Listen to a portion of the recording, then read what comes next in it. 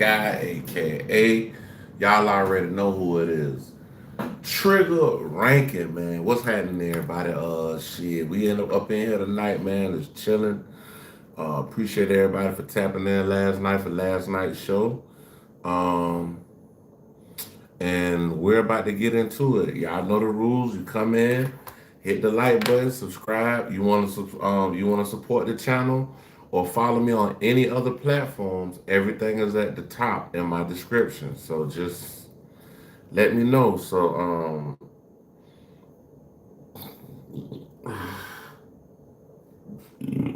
We're gonna start it off like this. You are watching a master at work. Oh man, hold on. I gotta cut my speaker on. Give me 1 second. I cut my speaker on.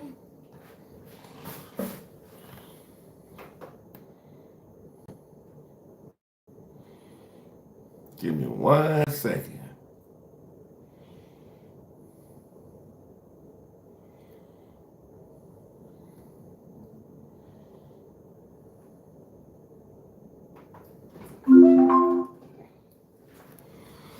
Alright, y'all. Let's try one more time. About to start it off, get the thing started tonight, man. So check it out, y'all. Appreciate y'all for kicking on me in the Karma Cafe, man. Y'all back with me. We about to start it off, y'all.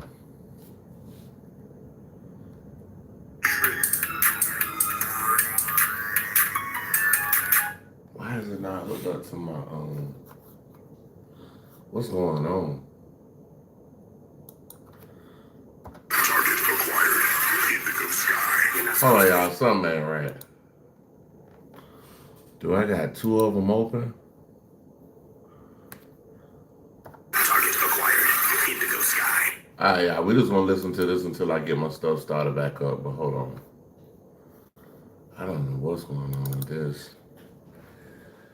Yeah, so we're about to do Poetic Flacco. He talking about Kanye West. I don't know. I haven't seen this video yet, so.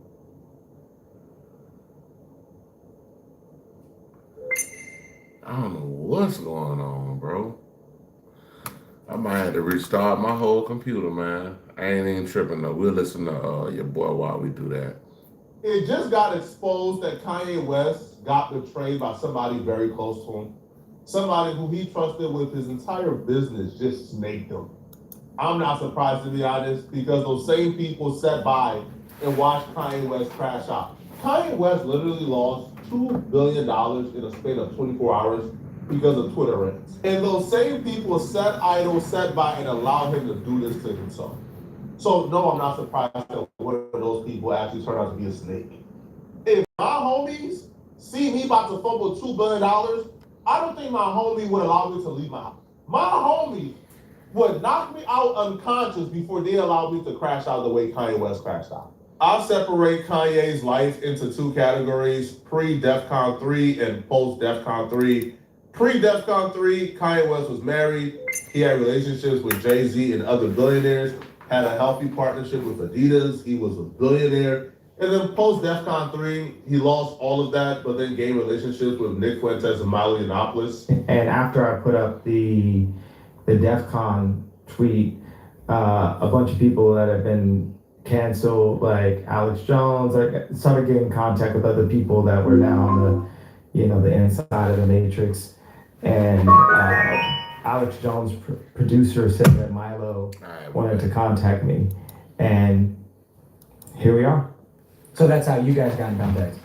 Yeah, originally, and then I suggested that we bring in Nicholas as a enormous extra brain firepower that he is. If you know anything about Milo Yiannopoulos and his drug usage, then you will understand how pretty ridiculous it was for Kanye West to lose his $1 billion deal with Adidas and then decide that Milo Yiannopoulos will be the best caretaker of my businesses and put the Yeezy operation in the hands of Milo Yiannopoulos as his chief senior staff, whatever it's called, chief executive, right? But it was a disaster from the very beginning, bro. Like, Milo surrounded Kanye West by white supremacists, white nationalists, racists, right, pretty much further ostracized Kanye West from mainstream instead of ingratiating him. Kanye West lost a lot of the support he had from black people during this era. Milo ran Kanye West's operation to the ground for about 3 years before they parted ways. Now, it's unclear how they parted ways. According to Milo,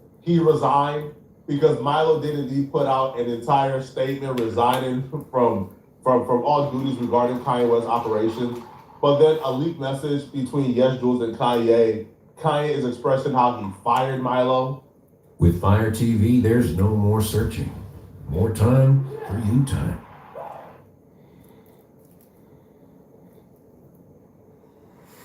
Right, that like button if y'all ain't hit it The yet. leaked messages shows Kanye West in a group chat with Yes Jules, Milo, and others, where Kanye West is telling Milo, "Hey Milo, this is Jay. You and Dove are both lying, disrespectful, manipulative thieves in God's names. You try to destroy blank. You brainwash blank. You disrespected me and every person that I brought to hire. You wrote this with my wife on copy like you have some power over her to intervene and control me. You defended Dove sending the Yeezy money to his account over what I was think is like 4 million or 40 million has been netted, and less than that looks like 7 million has been paid to my account. This has nothing to do with a dentist because Nilo did release like some type of audio message after he resigned, claiming he resigned because Kanye West is addicted to gas and this dentist keep providing him with gas and is making Kanye West crazy and loopy. And because he can't get Kanye West to get off the gas, he has to quit. So Kanye West will say this has nothing to do with a dentist. You never liked. So Kanye West getting that that Galaxy gas and stuff they be selling at the gas station, y'all. He on that shit. He ain't on this type of gas. He on the other type of gas.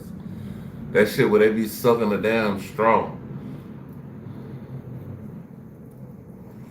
But yeah, y'all try not to indulge in that, cause that shit, if you do too much of that shit, it put holes in your brains, bro. I mean, you think I'm stupid. You got frustrated that I wouldn't let you Britney Spears me. You were broke when I met you. You are broke now, and you will forever be broke. You are a broken soul until you get right with God and love and respect the people around you and become kind and humble by God's glory. You will always be broke, and God would always win. You're texting me to create a correlation at 2:17 a.m. Who's the real creep? Yeah, so it's pretty clear that Kanye West fired Milo, but Milo will still go public and claim that he resigned and he can no longer work with Kanye West due to Kanye West's personal issues. Milo and Kanye has an on and off relationship, so it's unclear exactly where they're at now in their relationship. But what we do know is after Milo left Kanye, or after he got fired by Kanye, we now know that Milo was manipulating and working with a former employee and urging her to sue Kanye immediately because now was the time to strike. So it feels like when he got fired by Kanye, he decided the man who trusted him with all his business, he was going to utilize that information against Kanye West by working with an ex-employee to sue Kanye. So I think what the house situation demonstrates, and all the money he's borrowing from people shows, is that he can come up with money when he needs to and when he wants to. So if this becomes an issue with him, like with his kids, if this becomes an issue that he really doesn't want out in the press, if this becomes an embarrassment, he can come up with the money if he really needs to, if he really wants to. Like that's obviously been demonstrated. But I would say, like, I think the he's gonna be bankrupt by the end of next year. So the window to do this. Hey, where y'all coming in from? Where y'all tapping in from? Y'all hit y'all cities and hit the like button, man. Where y'all tapping in from? Salute. What's up? Cash? Rat Cash? I can't see that shit. It's so small, man. You know, it's closing. It's not closed, but it's closing. So the ex-employee, at the advice of Milo, sued Kanye West.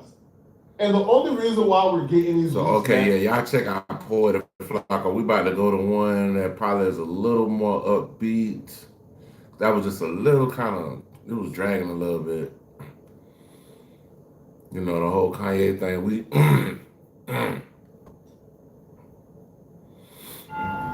Coleslaw. My wife. Oh, Philly, what up? Last year she made this face. It's one of my Philly balls. Yo, we back with another one. Philly man. Bulls. Hey, Fat Joe done tried to kill Papoose back in the day. So look, bro, we gonna we about to do hip hop booty. Y'all check out hip hop booty, man. He got a good channel, bro. Y'all don't want to hear my commentary. Y'all go listen to his whole but check him out anyway. Go follow him, subscribe, and like his stuff too. Over This beef one right here, Fat Joe tried to kill Papoose over Remy Ma. So let's see what they talking about. that he had with Remy Ma. I ain't even ever know Remy Ma and Fat Joe was beefing. But we finna get into that, man. Make sure y'all hit that subscribe button. Make sure y'all hit that like button. Let's get into it. Cassidy is finally giving us answers to what is hip hop's biggest mystery, which is what exactly happened in that hotel room when Fat Joe and Papoose had an all-out brawl in 2007. So back in 2007, Fat Joe and Papoose ended up in the same hotel room as Cassidy while they were beefing, and they really wasn't beefing, to be honest. Fat Joe had an issue with Remy Ma at the time. Their beef was really intense. She was dissing Fat Joe on the radio often. Fat Joe also had a beef with 50 Cent at the time. Their beef was pretty intense as well. Remy Ma was dating Papoose and was kind of also signed to Papoose a little bit at that time. And then Papoose was also 50 Cent right-hand man. So Fat Joe, I think at that time, just had an issue with Papoose because Papoose was associated with too many people he didn't like. This was before social media per se, but everything played out in the public because Yeah, this was before 2007, bro. We probably just started getting like the little cell phones, like what, 2000, 2001, something like that.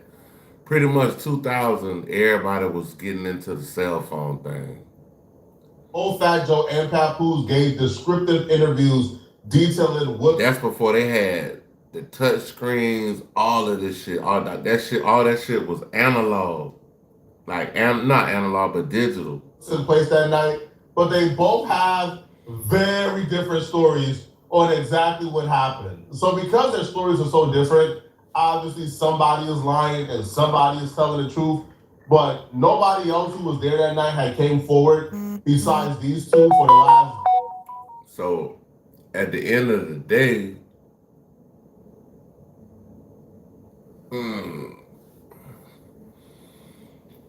who y'all think will win out of Fat Joe and Papoose? Because Fat Joe looked like he kind of like Pillsbury Doughboy, and Papoose Gal is the damn the champion of the world or whatever. She's Clarissa Shields. She knocking hoes out here, so I don't know.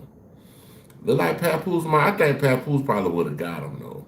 Decade or so. Only thing Fat Joe got over him is weight. But if you got weight and you can't connect to that person, grab them, grapple them, lock in with them, slam them, whatever, and they just tearing your shit up, I'm talking about they like, I'm talking about they like, like, you know what I'm saying? You're too slow, bro. The Cassidy interview this week detailing what exactly happened. From Papoose perspective, Fat Joe walked in, causing ruckus, and he two-pieced. I forgot the dude that was on Mike Tyson Punch Out, the fat dude. If you hit him in his stomach, he'd be like, and then you just hit him in the face. And then he'd be like, and then when you hit him in the face, he'd be like, boom. And then you hit him in the stomach, he'd be like, Like, I grew up at the perfect time, the video game time shit, because when I grew up, man, we had, first it was like Atari, they had the Coleco shit. My first system was a Sega. Then my god brother, they kept telling me, man, get the Nintendo. So I had fucked around and got that goddamn Nintendo, and boy, it's been history ever since. But my last system that I fucked with, I got 3 of them in here now. PlayStation 3, the 4, and the 5. And I haven't played another console since about 2000, maybe 2000. I don't know. It might have been before that. Fat Joe, but from Fat Joe's perspective, of course, it's from Fat. Now, I do remember, I didn't even know it was at a hotel. I thought it was at a radio station or something, though. But I do remember Fat Joe and Pat Poose. I remember that shit too. Fight, but I ain't know it was over Remy. I thought they was beefing over something else. Fat Joe's perspective. I do remember that shit. He had Papoose crying, shivering in fear, hiding behind tables. He sent a couple of Papoose friends to the hospital in critical condition. Fat Joe really sold this story, bro. You know what I mean? People already know who Papoose was before I punched him in his face, so it doesn't really make or break my career. But next time he'll think before he underestimates somebody.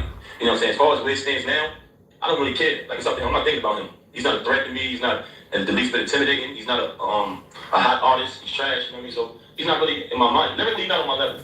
This is hip hop. Lyrically, I feel like I'm not really him on that track already. First verse, I always do that. I warm up. Second verse, I go for the jumper. You know what I mean? So it is what it is. You know what I mean? 50 Cent always the cross. Fat Joe had a problem with 50 Cent.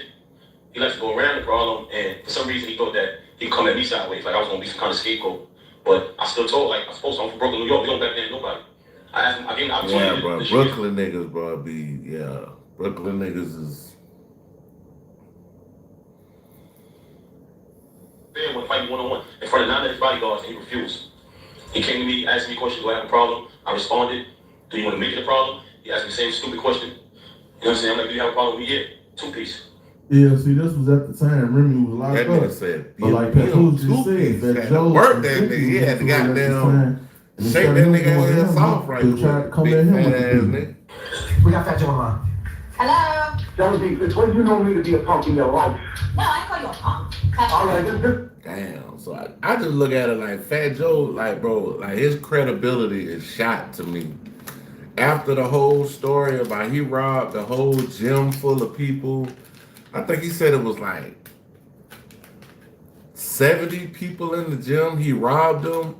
He said he took so much shit that they was helping him take the shit to his house. Like, after that story, bro, the credibility was shot. But y'all gotta go back in the archives and look up when they were talking about Fat Joe, when Fat Joe was talking about Tupac. Bro, that story sound like Walt Disney wrote that shit. Just while you're That shit sound like you have never known that you was back down. Wait a minute. Fat Joe ran to that phone quick.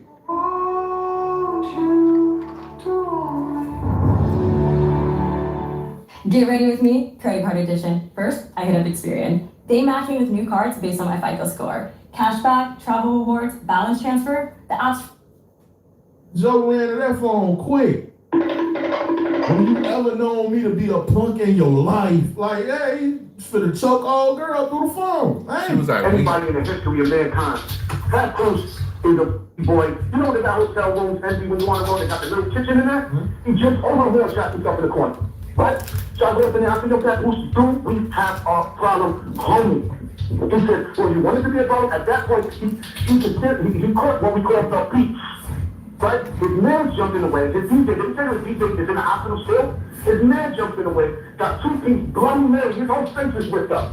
Right? His man, he got some real good human shields. His other man was just... nah, I ain't gonna lie. The first time I seen Terror Squad, they was jumping somebody. It wasn't no one-on-one fight with just Joe. It was all of them motherfuckers. And they was behind this club robbing this dude. It was right out there in Stone Mountain, Georgia. The first time I ever seen that, man. His looked like an 18-wheeler tire when we was done with that boy. When they finally... This shit like 1999, though. This before all this shit happened. I was in college. Had enough. That Bruce never threw a punch. He crouched down. I felt so sorry for this boy, Miss Jones. I gave him the beat I was telling him. You gotta respect him. This is the beat. This was before Fat Joe ruined his good name and reputation on the internet. So I got a baby. So people really believe Fat Joe. This was... I got 2 little girls. I ain't got no baby though. But yeah. pretty believable. And Papoose and the idea of Papoose beating up Fat Joe was kind of unheard of. Papoose got hands, but Fat Joe at that time was Terror Squad Fat Joe. Fat Joe was a menace. Fat Joe was a menacing figure in hip hop. Like, Fat Joe's lore wouldn't make people believe that Papoose did any of the thing. Think about the last time you dealt with a bully. But now, don't nobody believe that shit, bro. Don't nobody believe that shit, bro. Like,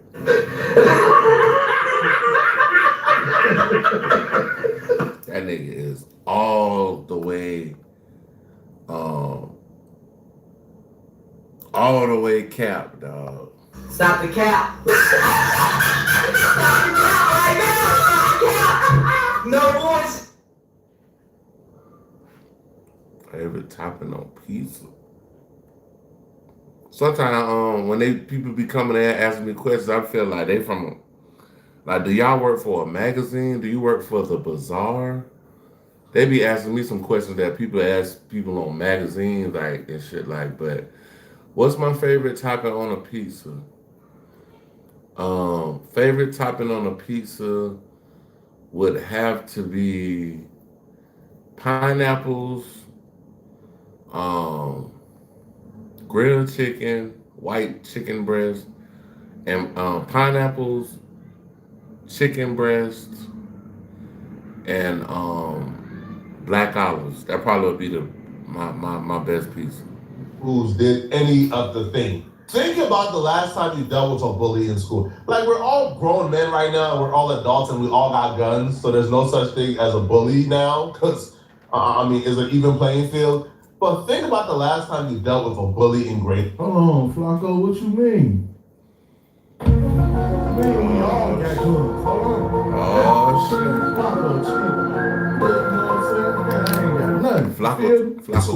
Like, do you remember? Who to say he ain't got no blood? Flocka say everybody got a gun.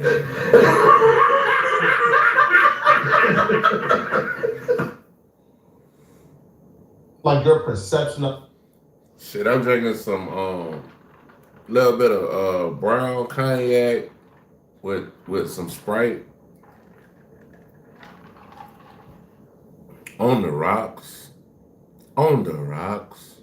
Your perception of this bully probably was, this dude is indestructible. This is the toughest, biggest, baddest dude on earth. You couldn't even fathom the fact that this dude could lose a fight until he lost the fight and got punched in his mouth by somebody who wasn't scared of him, and then your entire view and perception of him changed. Well, we were still in the bully phase of the Fat Joe era. Fat Joe, the lore was, can't nobody deal with Fat Joe and his goons. So Papoose had an uphill battle trying to convince any or everyone that he actually gave Fat Joe a fight. So Papoose pretty much lost the battle of public perception at that point. Now, Cassidy did an interview today where he is responding, he just revealed exactly what happened in that hotel room. And I'll be real, if I had to choose between whose story is more accurate, Fat Joe or Papoose, I'll probably say Papoose story is a tad bit more accurate. So later on when I'm in my room, playing cards, smoking, everybody around, chilling, whatever, so I get a call, and it's Papoose. And I'm like, yo, boy, what's up? Like, yo, we in room such and such and such. Can it be action comedy or just action? I mean, probably one of the greatest action movies I've probably seen. Like the whole Matrix series. A lot of the Bruce Willis joints. Now I can go. I don't know how old you are. How old are you? Because I'm about to go back to Hard to Kill, Steven Seagal, shit like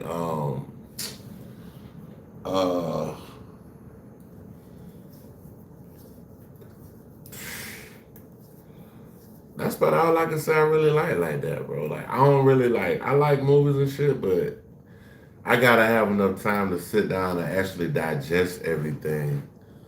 Die Hard is the best Bruce Willis action movie. Yeah, hey, pray for Bruce Willis. Bruce Willis has Alzheimer's now.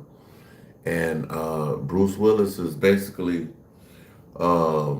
he's in a very far stage of dementia right now, and they show him his movies. He don't even know he played in the movie, bro. Like, crazy. Y'all pray for Bruce Willis though, man. I'm like, yo, boy, what's up? Like, yo, we in room such and such and such. You smoke? He like, nah, I don't smoke, but some of my homies do and all this. I'm like, well, we burning it down. We out here, there's girls up there, all this come through here. Like, I mean, we here, whatever. He like, all right, bro. I don't remember the exact, but we hang up, finish playing drum. Hey, why they looking at Cassie like, sound like you lying? If you know luxury, it's not just award-winning, it's rewarding. Sattva Mattresses supports all types.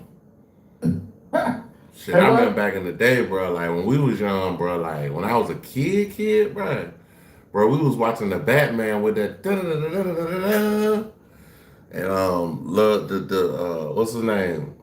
Robin will be like, jumping Jehoshaphat's Batman. Or he'll be like G Willikers or some bullshit like that. Like, so Man, like, that you bitch lying. like, Like that, it's like, nigga, is you lying? 30 minutes later, 20 minutes, whatever it was, knock at the door. So my nigga holding me down, you go to the door, you look out, you like, yo, it's Pat, is that boy Pat Poossin and some of his niggas? I'm like, all right, let him in. So open the door. Point Break. Hey, I'm gonna tell you something crazy. DJ, 5. I ain't never seen Point Break, but I might try to see what the script is about and re-engineer the script and try to make another movie out of it. Yeah, hey, thank you for bringing that movie up, because I never seen the movie, so I might need to watch that movie. So they all come in, we chilling. Man, they got some hard shit too. All the Marvel shit. The Marvel shit, I fuck with damn near all of it. I was fucking with Marvel when Todd McFarlane was drawing Spider-Man, like before he went to Image Comics and started drawing Spawn, my nigga. I'm talking about, I've been on this shit. I've been on X-Men when they had the yellow and blue outfits. They was what they called? The Uncanny X-Men. He playing his music, listening to his tape that he was working on at the time, and he vibing. It was cool. It was chilling. Then, like after his tape play, I don't know how many minutes, cause I don't know. We smoking, we chilling, but then there's another door. Nah, my nigga go to the door. Yo, it's Fat Joe. It's Fat Joe at the door. So I'm like, Fat Joe, the rapper Fat Joe? He's like, yeah, Fat Joe. Yeah. Like, all right, well, let him in. Yeah. I told you. And you was cool with Fat Joe at that time. I just told you that. And I'm like, I'm fuck with Fat Joe. Right, I don't got no problems. Right. I don't know what's going on with Him and Bam at all. Remy, because I'm thinking Remy down with Fat Joe. Right, I don't know, like, this messing with Remy and there's a problem with Fat Joe. Yeah, I always thought that they was cool. I ain't never know they had no beef from all the songs and shit they did together. One of the things that stood out to me was when Cassidy and Papoose is chilling, Cassidy says the homie tells Cassidy in front of everybody, in front of Papoose as well, yo, Fat Joe at the door.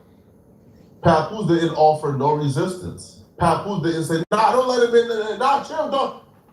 Nah, for the most part, the way Cassidy is telling the story, Papoose kind of stayed quiet. Kind of like, So he let him.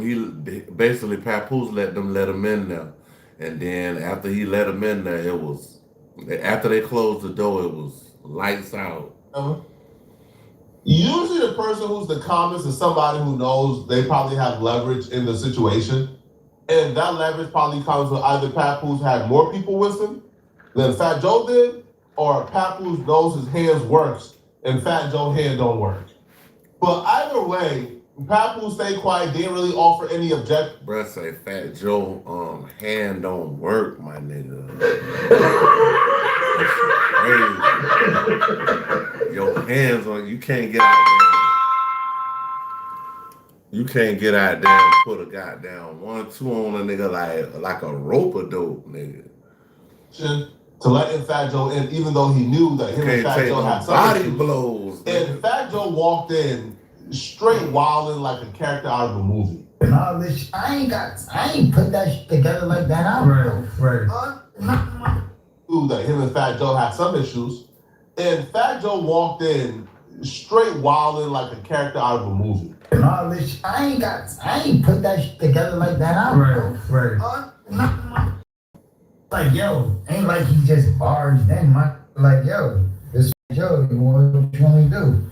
I'm like, Fat Joe, let him in. Like, that's my, I don't know. I'm thinking like, I'm like, Fat Joe, let him in. You know what I'm saying? Let him in. What we waiting on? Let him in. Like, It's an issue or something, bro. It's the season of giving and winning. Game on with Cole's Holiday Quest. Man, like, it's an issue or something. Right. So then, Fat Joe come in. So do we got a problem here? So I'm thinking he playing like I come in and just be playing and shit. So I'm like, I start smiling and shit. And he like, yo, do we got a problem here? He said the second time, so when he said like that and not look at me, he ain't make eye contact with me. So I'm like, so now it's getting a little weird. So now I stand up. Like we on the couch. See Papoose right here next to me on the couch. And I'm on the couch. But the craziest thing is, Papoose was with Remy Ma for such a long time.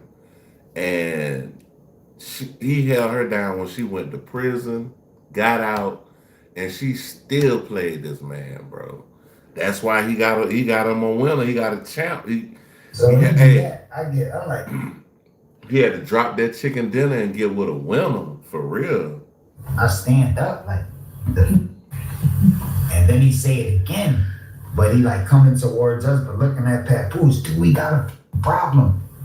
And he looking at Papoose, and then Papoose looking like, But when they start going through that, that's when I see that is between Fat Joe and Papoose. So I got money and jewelry on the table, so I start grabbing my shit. He had to grab me and pull me to the next room. Fat Joe must have thought he's exactly who Al Capone thought he was. But Fat Joe walking in like a mafia boss. Like, do we have a problem? Oh, come on, man. And if I'm Papoose, I'll look to my right and I'll see. And he thought he was Ice Cube and Boys in the Hood. When he was like, do we have a problem here? And he pulled the motherfucking pistol up. You know what I'm saying? Cassidy and his homies getting their jewelry and getting their stuff out the room and trying to move to the next room and leave them in. I'm thinking in the back of my mind, I was set up. This is a back door. And because I would have thought it was a back door, I would have started socking on Cassidy right there. Nah, hold on, bro. You're not just leaving. Nah, hold on, bro. Nah, you brawling too. Socking on Cassidy is crazy, Flacco. But yeah, I would have felt like I was set up too. I mean, I let him in. You let me in. You let him in. Like, I don't know they got a problem, but at the same time, how the hell Fat Joe even know that he was in the room with him? How did he even know that?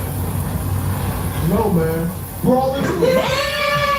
Now, apparently me and Papoose think alike because I do remember at that particular time there were rumors that Cassidy did indeed backdoor Papoose, but Cassidy always denied it. Yeah. And Cassidy and Papoose at some point made amends and became cool again. But it's from this point, because I feel like both Papoose and Fat Joe told a story in similar fashions like this.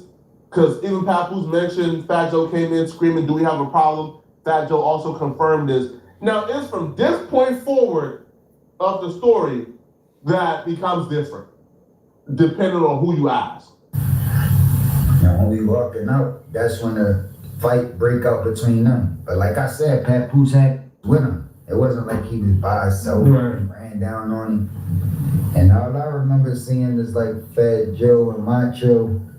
Like, you know what I mean? Fat Joe was by himself or with a couple people? people? With Macho, like two, but I don't, or maybe one more, maybe three the most. Okay. I don't really remember. You know, Fat Joe told the story, he had 100. Had more with him than Fat Joe had with him. Okay. So when we left up, So he came in there with 100 folk. Let Fat Joe tell it. 100 people was in a one-room hotel.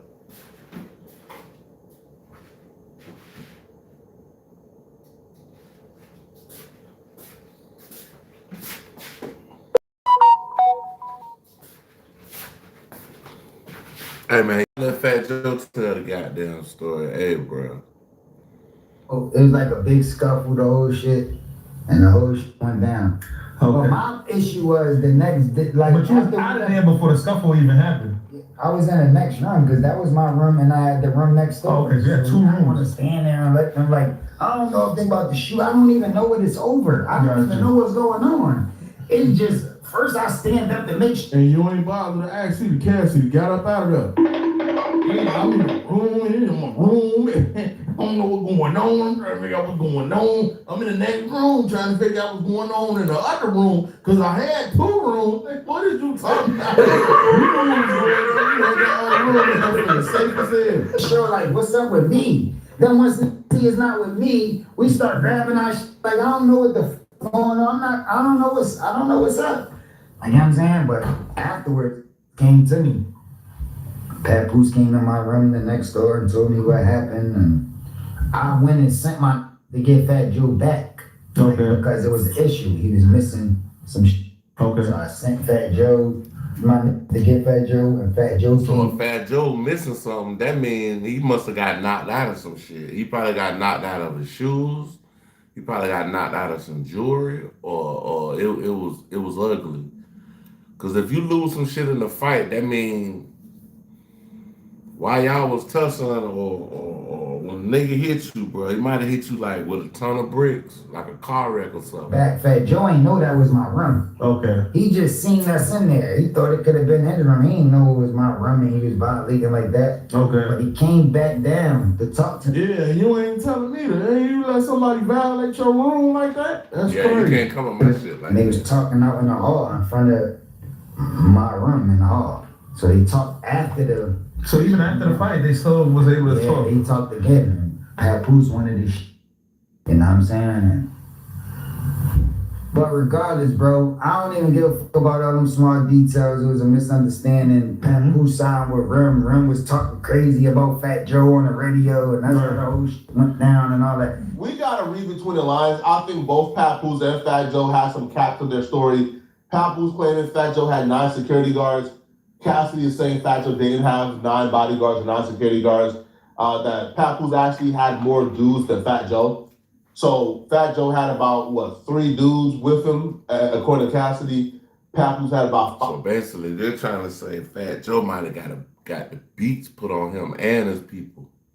With him. So it wasn't that large of a number, unless Fat Joe had some dudes outside the hotel room holding guard.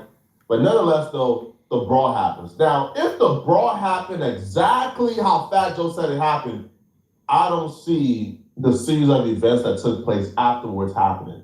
I don't see If Fat Joe is claiming that he had Papoose under the table, scared and shivering, and as he was whooping on Papoose, he was telling Papoose, take that, you gonna respect me. You gonna respect me. Take that, you gonna respect me.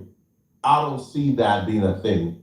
Because if that happened, and Papoose mans went to the hospital, and Papoose got beat up so bad he was under the table shivering, getting spanked on, I don't see Papoose staying after the fact to holler at Cassidy next door. If that happens, if it was as bad as Fat Joe described, you're getting out of Dodge as quick as possible. You are leaving. You're not staying. Bro, this dude just pulled you and spanked you and your homies this bad. You're not staying. You leaving. The fact that Papoose stayed and ain't go nowhere, but Fat Joe left. He knows that the place to find a place is a Cold weather is tough on your hands. Try O'Keefe's Working Hands Hand Cream for guaranteed relief in one use. That tells me everything that I need to know personally, right? I don't think that there was a clear cut. Well, I went there and I don't want no problems with Terror Squad. I don't know who told the truth, but I know they just said they got into a scuffle. Maybe Papoose got the best of Fat Joe. Maybe Fat Joe got the best of Papoose. I don't know. A winner here, I don't feel like Papoose and them just absolutely spanked Fat Joe. I feel like it was a fight. I don't feel like Fat Joe got the best of Papoose as he claims. But because this was an era with no cell phones, no nothing, and they both could just very well say whatever, I feel like they both kind of told some cap, but I think Fat Joe capped the most. Fat Joe, to me, added extras on it that ain't need to be there. Now, Cassidy addresses the backdoor accusations, and why him setting up Papoose makes no sense. But regardless, it's just the next day, I just feel like my name was in it. Like, I set Pep up. Got you, yeah. And I did this, and I'm like, yo, man, like, we not gonna do that. Like, whatever happened, but I'm not gonna set you up. I don't got no problems with you. It's my first time meeting you, Papoose. Why would I set you up? I don't got no issues with you. Right. And if I do set somebody up, it's never gonna be Fat Joe and macho. Not saying they can't handle themselves, but they not I wouldn't set you up with them. Like, why would Terror Squad be running in here if I set you up? Right. Like, if I set you up, it's gonna be different. Right. Different scenario. What are you talking about? Like, what are you talking about? So that was the issue with me, like, you know what I'm saying, with that whole shit. But we got that cleared up. We did songs, we cool after that, everything was cool. Yeah, Pap and Cassidy songs are. I'm sure they got some heat together. So after hearing Cassidy's side of things, man, what do you guys think happened that night? Who do you? Yeah, I don't know what happened. Sound like Fat Joe was mad. Sound like he was gonna choke old girl at the radio through the phone. So I mean, I check out Hip Hop Buddha. We're gonna go to this next video. Let's see what he's talking about. Raising a 3-year-old is a lot like being on a roller coaster. Let's see. All right, y'all, we got to get right back to it in this D4VD situation. David, whatever his name is, he a weirdo anyway. In this and Celeste situation. Now look, check this out, right? TMZ had put out that she was found froze, decapitated, all that. LAPD captain or whoever spoke out to people, and they told them she wasn't frozen, she wasn't decapitated, and all this other stuff, right? Okay, it sounds like to me that the coroner and I guess the police department of Los Angeles, they're not agreeing on this whole Celeste thing. They're not together on it. They separate on it. So it's like,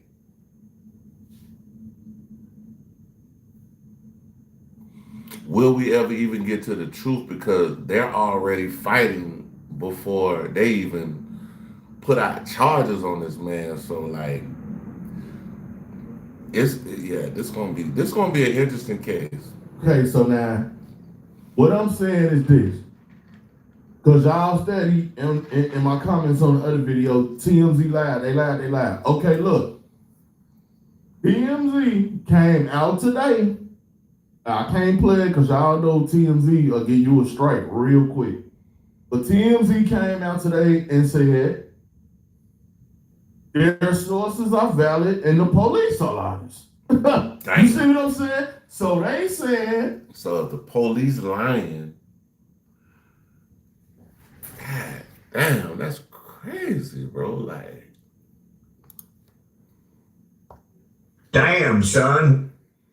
That's crazy. That the police is lying. The police is saying that they lying. I'm saying, why these weirdos not locked up yet? Are we waiting on more people to be a part of what they got going on, or more people end up missing a day? That's all I'm saying. And then the police also, they did this. They put a security hold on her autopsy report. So now we can't get the autopsy report to the body. Why did they do that? So hold on. Did they do it to TMZ? Hold on. What he said? On her autopsy report. So now we can't get the autopsy report to the order get lifted. Why did they do that? Did they do it because TMZ was lying? Did they do that because they trying to cover up something? This is crazy. I never seen a situation where TMZ and the LAPD is going back and forth, and both of them are calling each other liars. So I don't know what's going on at this point.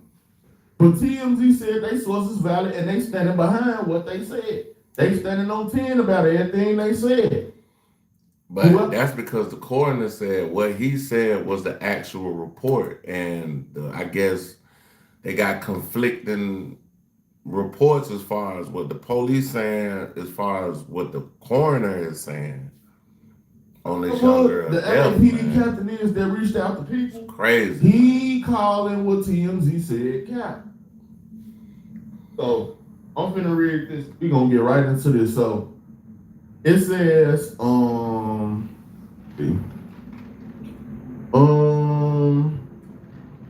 Okay, right here. LAPD Captain and Commander Officer of Robbery Homicide Division, Scott Williams, tell people exclusively that Celeste Hernandez was not found frozen and was not decapitated, as previously reported by local media, aka TMZ.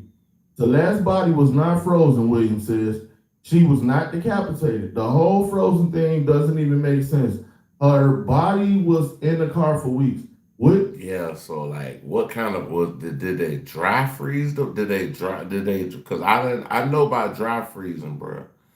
I used to work with dry ice at one of my jobs when I worked at a warehouse, and man, Continues. If she had been frozen solid when she was put in the car, which there's no evidence to suggest she was, 5 or more weeks in the trunk of a car in sweltering heat in the middle of summer would not have resulted in a partially frozen body being discovered on September 8th. Now, I also said that in my video that it's hot out there. So, you know what I'm saying? I said, how would have happened? You know? But this is LAPD and TMZ going back and forth, and I don't know who TMZ. They saying they got LAPD sources and they got the medical examiner sources, so I don't know what's going on, but they calling each other like. but right? see, look, TMZ got to get the whole gist of the story anyway because they're a media company. They have to get all sides. They got to hear what the coroner says, what the police, the LAPD said. We got to hear all of it. But it's almost like they're trying to protect this damn boy after he been fucking with a goddamn minor, bro. Like, bro, you really struck a chord and it was a minor, like. It say her body was found in the Empire Tesla in the Hollywood Hills on September 8th, one day after her 15th birthday, while D4VD, who real name is David Anthony Burt, was on tour. The singer David was identified as a suspect in her death last week. A police source confirmed the people. Now, okay, so now, look, right here. TMZ was the first ones to say David is now a suspect. This police officer told people he is a suspect. I'm saying it ain't been locked up, ain't been questioned, ain't been brought in, but y'all don't know where he at. We ain't even seen the weirdo. You got a suspect. You ain't even questioned the suspect yet. That's why I said, to me, I feel like they protected him. They protecting this dude, bro. We don't even know where he at.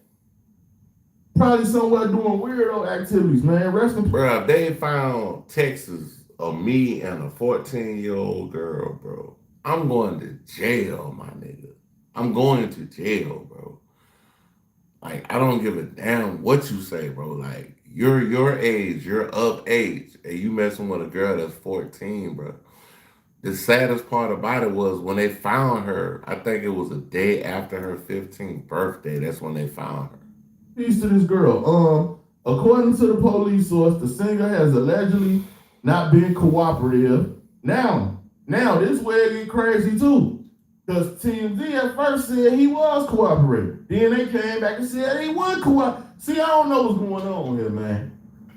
It's like they trying to flood us with a lot of information, but they trying to hide certain information. And then certain stuff they said at first ain't true. And other stuff they're saying now is not true. But then they coming back and they're saying some of the same stuff. Y'all see how this is a mess? It is just one big mess. So then it say, the LAPD, D4D's lawyer and a rep for the singer didn't admittedly respond when previously contacted by people. The singer's representative previously told NBC Los Angeles that his client was fully cooperating. Okay, so that's where that came from. Well, the representative lied because his ass ain't been cooperating. The most comfortable, luxurious, eco-friendly, and affordable. handcrafted American-made mattresses. You know, the representative. Hey y'all, I'm gonna have some more Sora videos tonight. I think I'm gonna go ahead on and do my Sora tonight. I'm gonna have some more Sora videos for y'all, man. Y'all go check out my shorts, man. I've been tough on that Sora, man. I've been trying to drop, you know what I'm saying? I've been trying to put the world in under a 10-second frame and trying to change it, y'all, if y'all know what I'm talking about.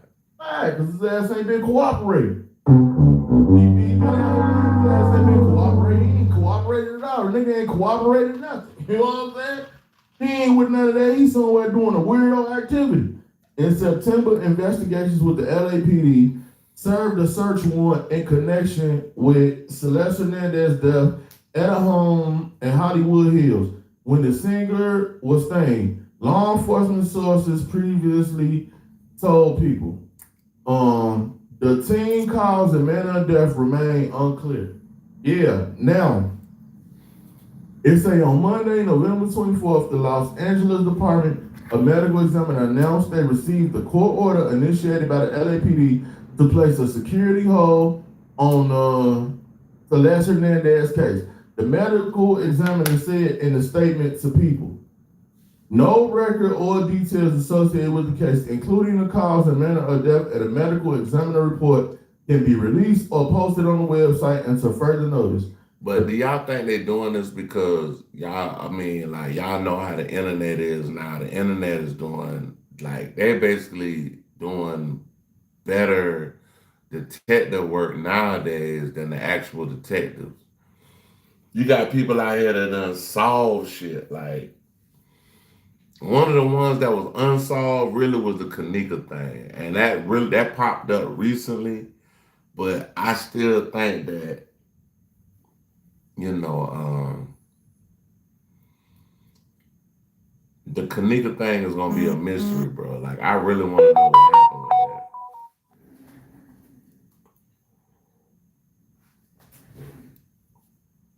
Medical examiner said the departments understand the public interest in this case and remains committed to transparency when possible. Now they're saying that the medical examiner is cool with that. Other reports said they was mad about the fact that they couldn't put out exactly what happened to her or their findings about what happened. So it's gonna get even more spooky because why did y'all stop the report? So now it's a whole report out there that could be probably end up getting doctored. Stuff probably gonna end up getting took out. Stuff probably gonna end up getting put back in because why would y'all want to hold a medical report up? See what I'm saying? Man, this is crazy. And let me go to this or see what else they say about the medical report. The Los Angeles County Medical Examiner on Monday spoke out against the practice of placing security holds on cases, including the investigation into So it looked like the medical examiner is like against them putting a hold on the information because they want the actual information to be out in the public. You dig? A 15-year-old Celeste. See what I'm saying? Now look, now y'all see in the People article, it say that they was okay with it. But then over here on the ABC article, it said the medical examiner was mad about the fact that they couldn't put it out. That's why you can't trust media nowadays, y'all. You can't trust everything you see or hear. I don't know if y'all ever heard you could trust none of what you hear and half of what you see. I think that's how it goes. See that? So this is why everything is conflicting. I don't know if the LAPD I don't know what they trying to do, cover up some, avoid some getting out there, something they don't want everybody to know. I don't know. TMZ say they sources is right. They calling the LAPD liars. They saying they cap. They saying they standing behind their sources. And it is what it is. I mean, I don't know what y'all want me to do, bro. Like, I just had to tell somebody, I don't work for TMZ. You know what I'm saying? I bring y'all what's brought to me. That's what I get of y'all. You know what I'm saying?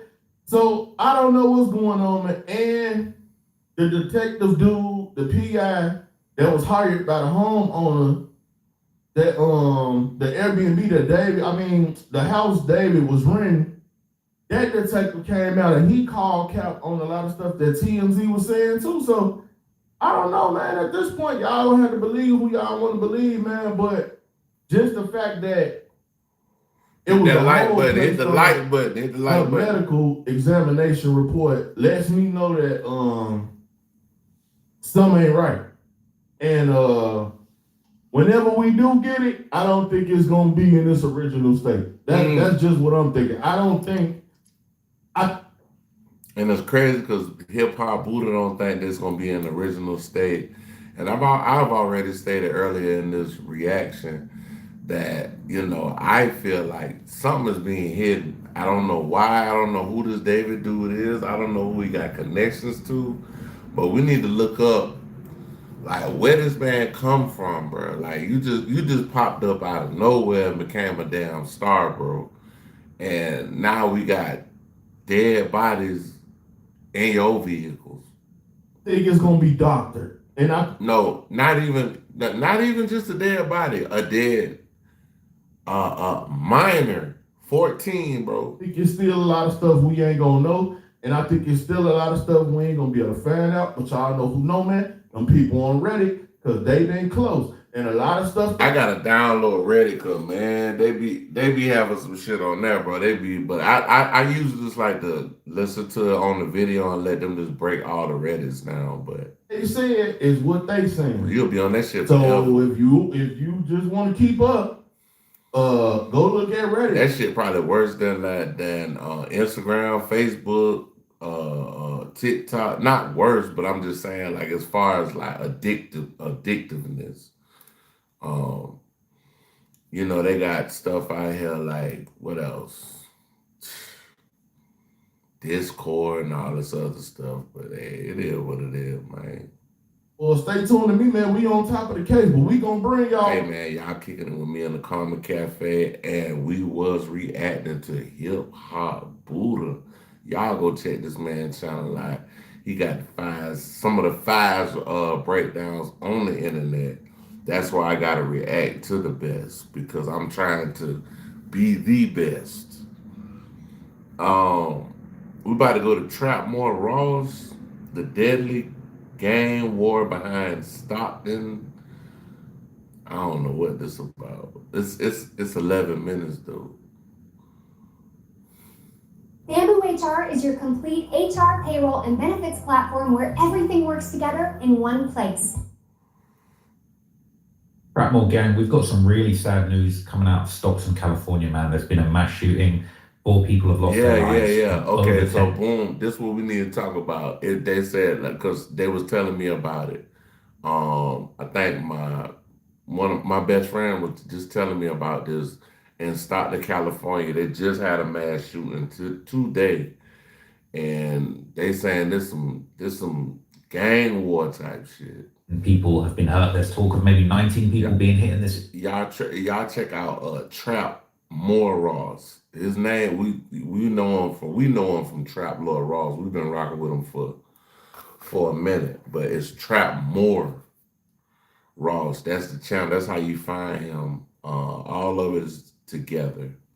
Incident, and there's a whole bunch of breaking news around it. I'm going to break down for you in this video, but it's so sad. Rest in peace to everybody who lost their lives in this incident, and it sounds like even a lot of children have gone. So it looked like multiple people was unalive in this right here.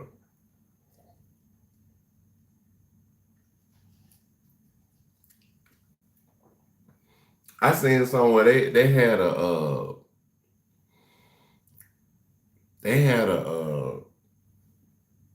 person go and use a firearm on people that was basically going for a Christmas tree lighting thing or whatever. Like what? Like what y'all got going on, bro? Like Bruh, can the kids see the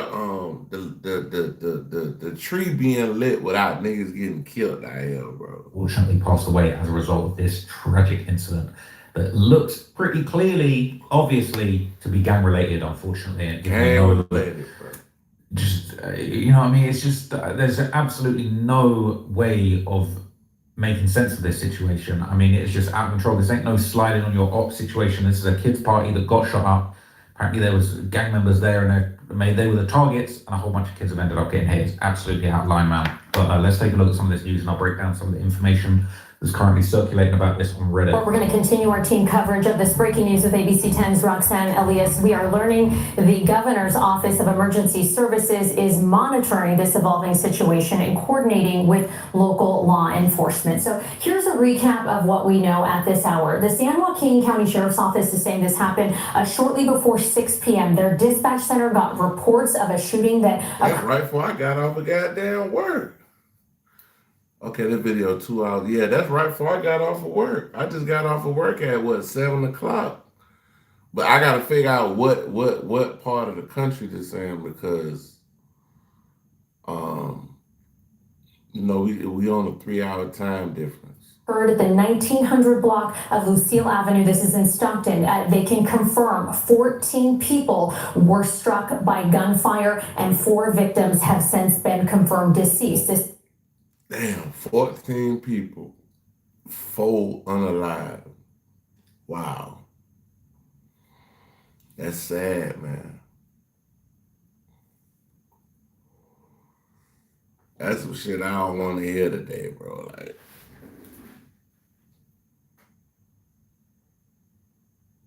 Like, yeah.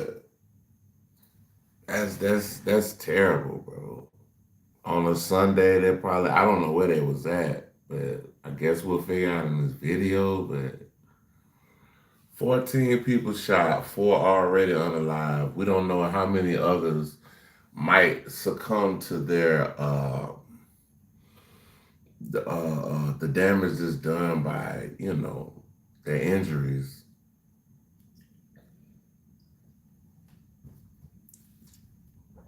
Yeah, that's crazy. It's an active investigation. They're working to get information on who this suspect or suspects might be. There's no indication that they have any leads at this time. They say this is all under investigation. And as you just heard, the FBI also involved and the governor also tweeting about this. The governor saying that they are looking at this and that I can read it to you here. The governor's press office saying that Governor Gavin Newsom has been briefed on the horrific shooting in Stockton. So this took place outside of like an ice cream parlor, right? It was a kid's birthday, and you know they're reporting that you know there's at least 3 children dead. Man, come on, bro. Come on, dog, bro.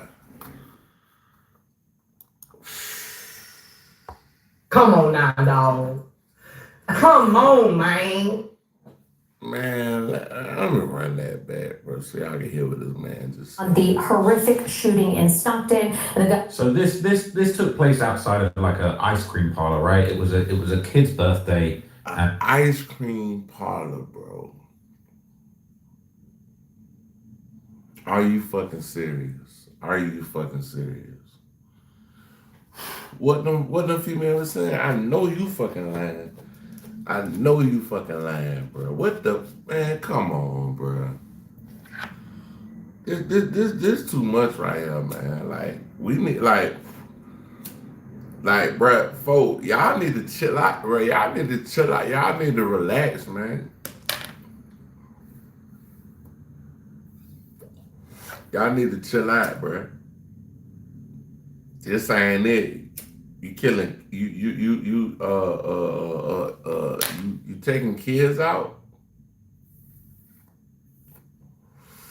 Yeah, I ain't with that right there, bro. That's not wavy at all, bro. That's not wavy at all. You know, they're reporting that you know, there's at least 3 children dead. And it sounds like 1 adult dead as well. Now there's a lot of advertising on this article, which is very interesting, but I'll talk about that another day.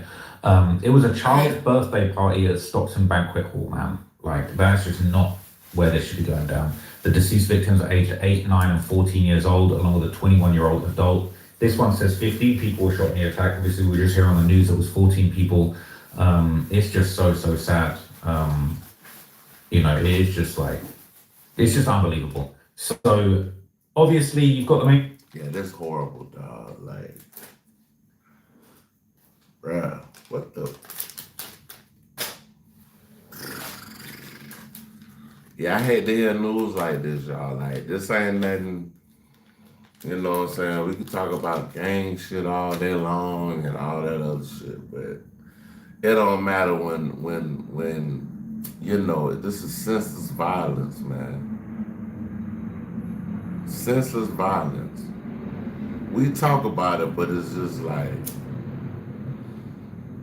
when are we gonna change that ever talk about this again? Not with no little kids. Mainstream media reporting on this. We're seeing footage from the scenes. We're seeing people in the area talking about what's going down. Obviously, everybody's trying to get to the bottom of what's going on. People saying they heard screaming, so many sirens, they didn't go out there and look. The violence has been plaguing our city for a while. So many comments were like, it's just Stockton, but the violence shouldn't be normalized. We live here. We don't want our grandkids thinking this violence is all right. This is the state of things in Stockton, okay? This is basically how bad things have gone. And now a lot of posts are going around on Reddit. They're trying to identify the individuals who might have been killed. Maybe they were kind of part of this group of rappers / gangsters, that have apparently been involved in Stockton for a while. People are saying MB now.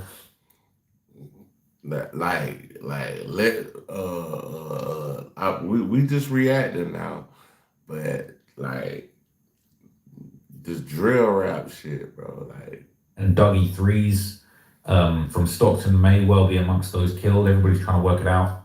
There's a lot of comments, people saying I live a few minutes from the spot where this happened. Apparently 19 were shot and at least 4 died, including a 12-year-old. So apparently one of the victims was a 9-year-old girl too, which is just so messed up, man. It's just so messed up. So, man, my damn daughter 9 years old, bro. Come on now, dog. Come on, man. I got a 20-year-old daughter and I got a 9-year-old daughter. Bruh. See, that's why I be at the crib, because I ain't got the time, bro. I be done have to goddamn get the whole, yeah, I ain't even gonna even say that, but yeah. We live so good, our drinking. We American Black. For your next need-to-know moment. Yeah, I don't respect none of this shit, bro. People saying a grown man posting about 2 dudes getting spanked at a party. Why are all these accounts so weird? I think there was a couple of posts of people going around kind of bragging about this situation. Someone said, I'm in Stockton now. It's sad they don't mention how many kids got shot and some got killed as well. I'm pretty sure the FBI is involved now. And the FBI is on the case, apparently. It says, yeah. So this had to be because it says Stockholm. I'm like, what the fuck is that? Stockholm? But yeah, this had to been in America because they say FBI. But man, boy, this right here. Come on now, dog. Come on, man. Y'all taking the babies out of here, bro. Like, y'all some low down, dirty dogs, bro. A dog, bro. I can't even call you a dog, bro. You like some shit at the bottom of my shoe, bro. Whoever did this legit crashed out and don't care about getting caught, or they're actually effing stupid. They just did a mass shooting and killed kids and got national attention for it. Yeah, them and all of their friends going bye-bye within 3 years. I bet everything. Fuck 3 years. They're gonna find, man. See, if they really want to find them, they're gonna find them. But everybody that had something to do with that shooting, bro, I wouldn't. What it was 10 something? It's 10:37 right now on the East Coast. Bro, I give it to about maybe tomorrow morning maybe Tuesday, the latest. They gonna find out who did this shit, bro. It's just so sad.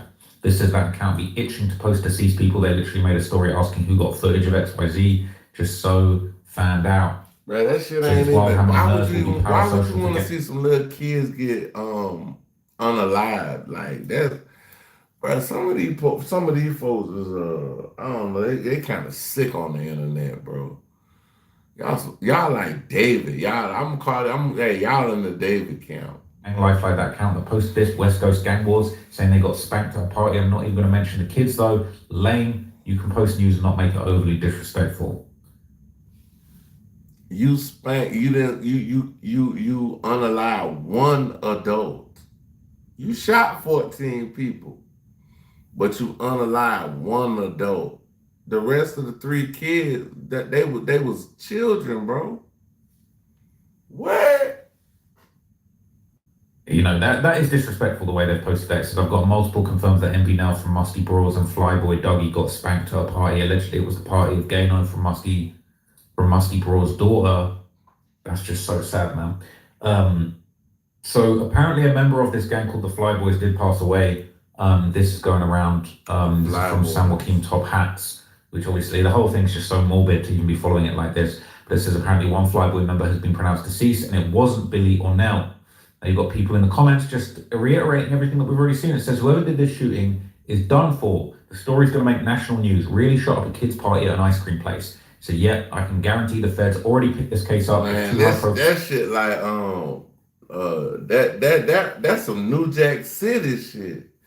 When they was shooting the little when they was shooting up and the dude picked up the little girl and used her as a shield, that's some New Jack City shit right there. For them not to. It's happened 6 minutes away from my house. The scene was insane. I ain't fucking with y'all at all, bro. In my life. Among law enforcement agencies responding are the FBI, the Bureau of Alcohol, Tobacco, Firearms, and Explosives. They make an example at whoever did this, especially with the current government's view on gang crime, okay? Whoever did this, by the grace of Satan, their set doesn't end up in federal prison by next year. They might end up getting Swiss cheese for this off the attention. Man, them niggas finna get the death penalty, bro. You gonna get the death. You killed 4 people. 3 of them was children. You're gonna get the death penalty, bro. You gonna die, bro. They brought alone. This shit just happened a couple hours ago. I'm telling you right now, they gonna get the death penalty, bro. I don't give a fuck what happened, what anybody else said.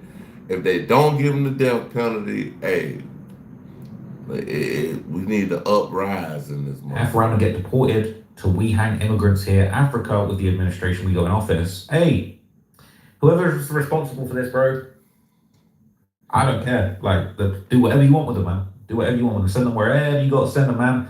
El Salvador, Rwanda. Just see you later, buddy. Like, there ain't no sympathy for this. People saying, who the hell shoots up a child's birthday party? Gang members do, all right? Who's saying this is some heinous shit, even by gang standards? Not that it's ever happened, but this is not normal gang stuff. Who's saying no difference in this shooting up a Bro, this shit ain't normal, bro. You don't go around killing kids, bro. Like like Tupac wrote this thing called the Thug Life, basically the Thug Life Manual. And it was like, nigga, if you see a nigga you beefing with, he with his wife, his kids, don't do that, bro. We ain't doing that, bro. And then on top of all of that, you gotta look at the movie Scarface. When the dude was talking about he was gonna kill the lady with the, I don't know if it was a lady I think it was a lady in the car, a man in the car, and they had the kids and they was following them. And Tony Montana was like, nigga, we ain't gonna kill no kids, bro. Like, and old boy was like, oh nah, we gotta do it right now. We gotta do it right now.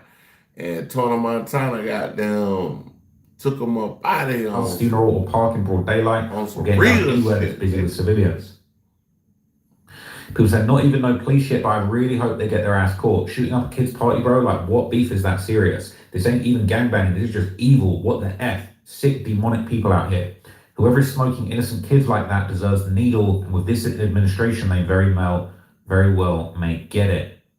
They gonna Saying get they'll it. use this as an excuse to I'm flood more telling you, areas bro. across the country with National Guard checkpoints and maybe even potential. Bro, you kill 4 people and 3 of them kids at a time. You're going to see whoever you believe in when you die. You're going to see them. Red flag laws. At the end of the day, none of that will fix anything. People say, I don't care who done it. Whoever shot that up lost all G points in the hood with me. 4 people died and they were all children. Apparently 2 were adults. Apparently 3 kids, 1 adult. We're not 100% sure at this stage. Okay, but 4 people did. It's 3 kids, 14, 9, and I think I forget the other one, the middle number, but it's between 9 and 14. So all of them children. You got one that was 24. That was the oldest person. That's 4 people that's going from this planet right now, bro. You don't know what they could have did in this world.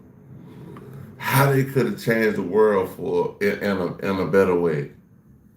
Lose their lives. Now, people on Reddit have been pointing out even further that yes, the FBI were on the scene already. The FBI will be taking this case. People saying MB Nell is the person that got hit. We don't know that for sure. But essentially there's posts around this going around, okay? People saying FBI on the scene, clowns, knock it off. Power Move isn't showing up late on purpose. It's data insights with FedEx, the new Power Move.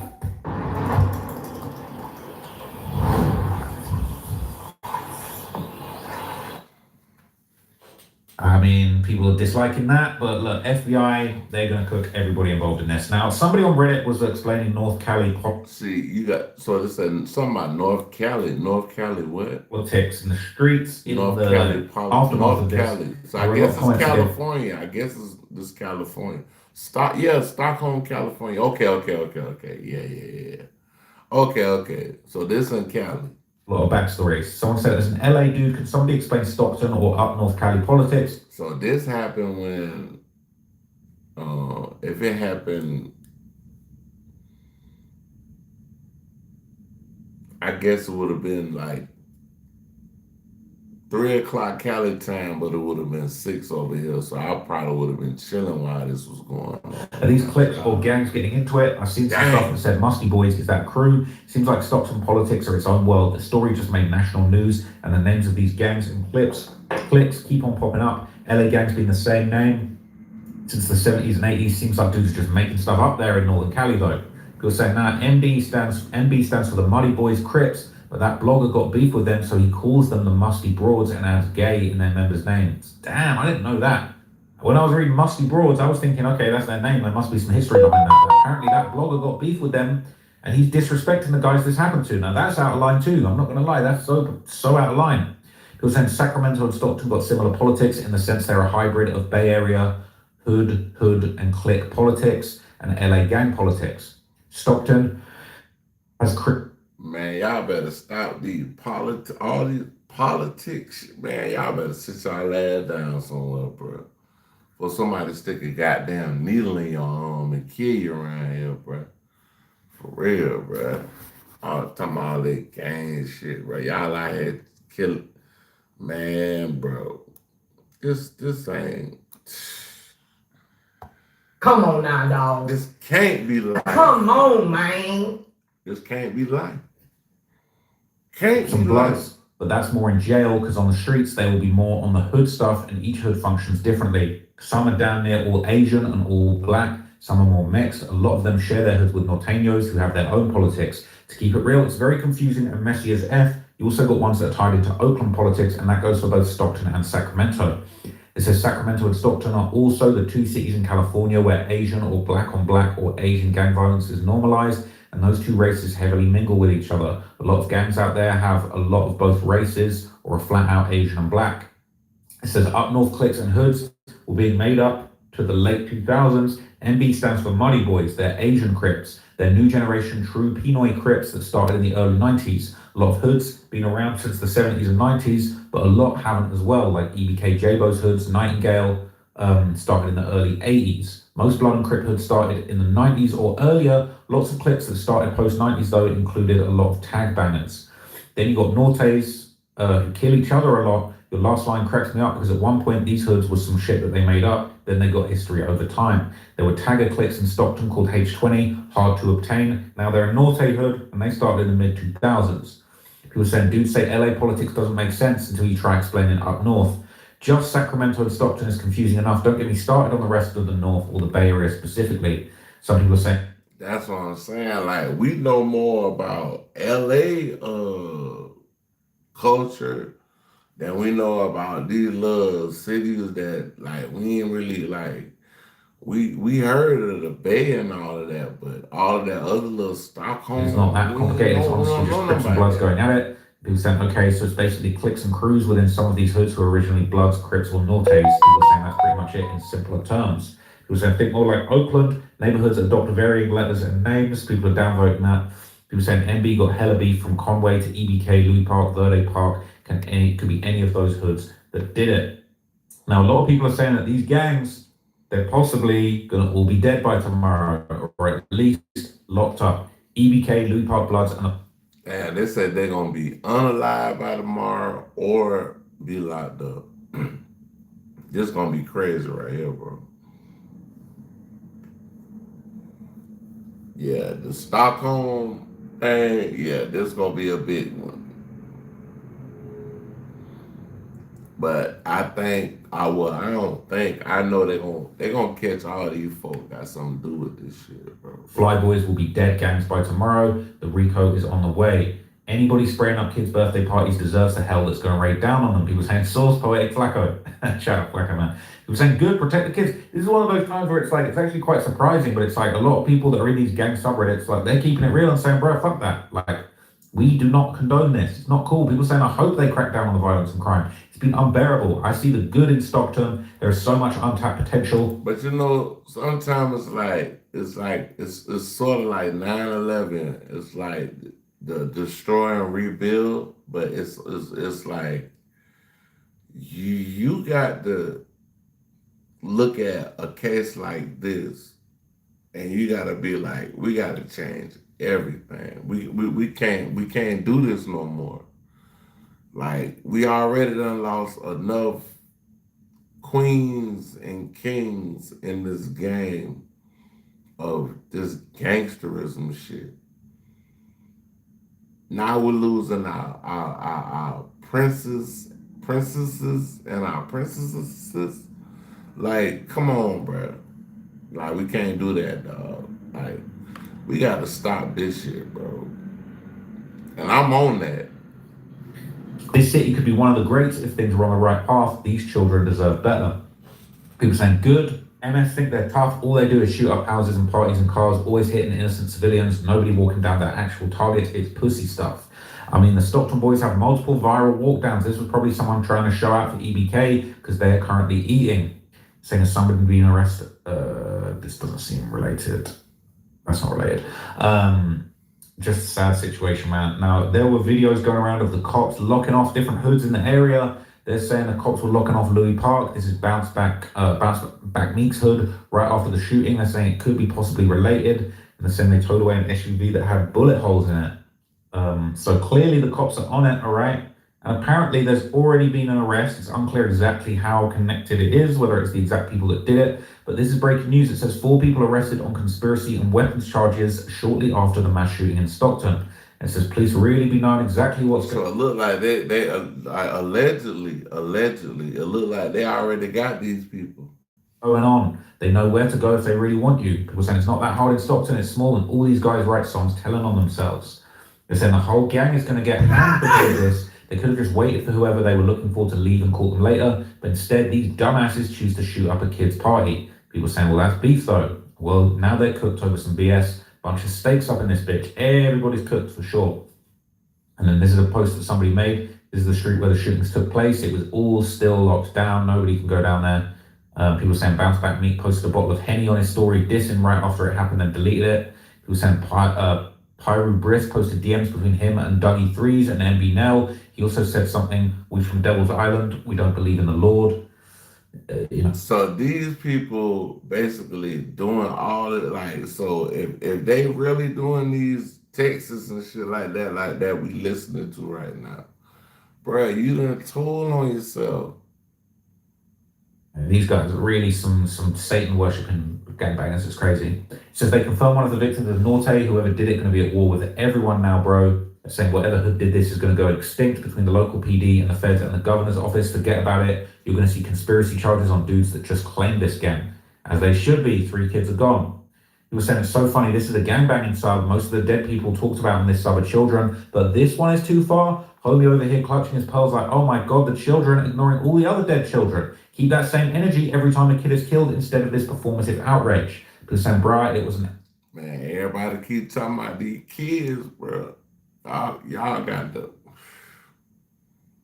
realize, bro, our kids are our future, man. And when you're able to impart love and have kids and things of that nature like that, that's a beautiful thing in life. And, you know, you should teach your kids to grow up in the right way, because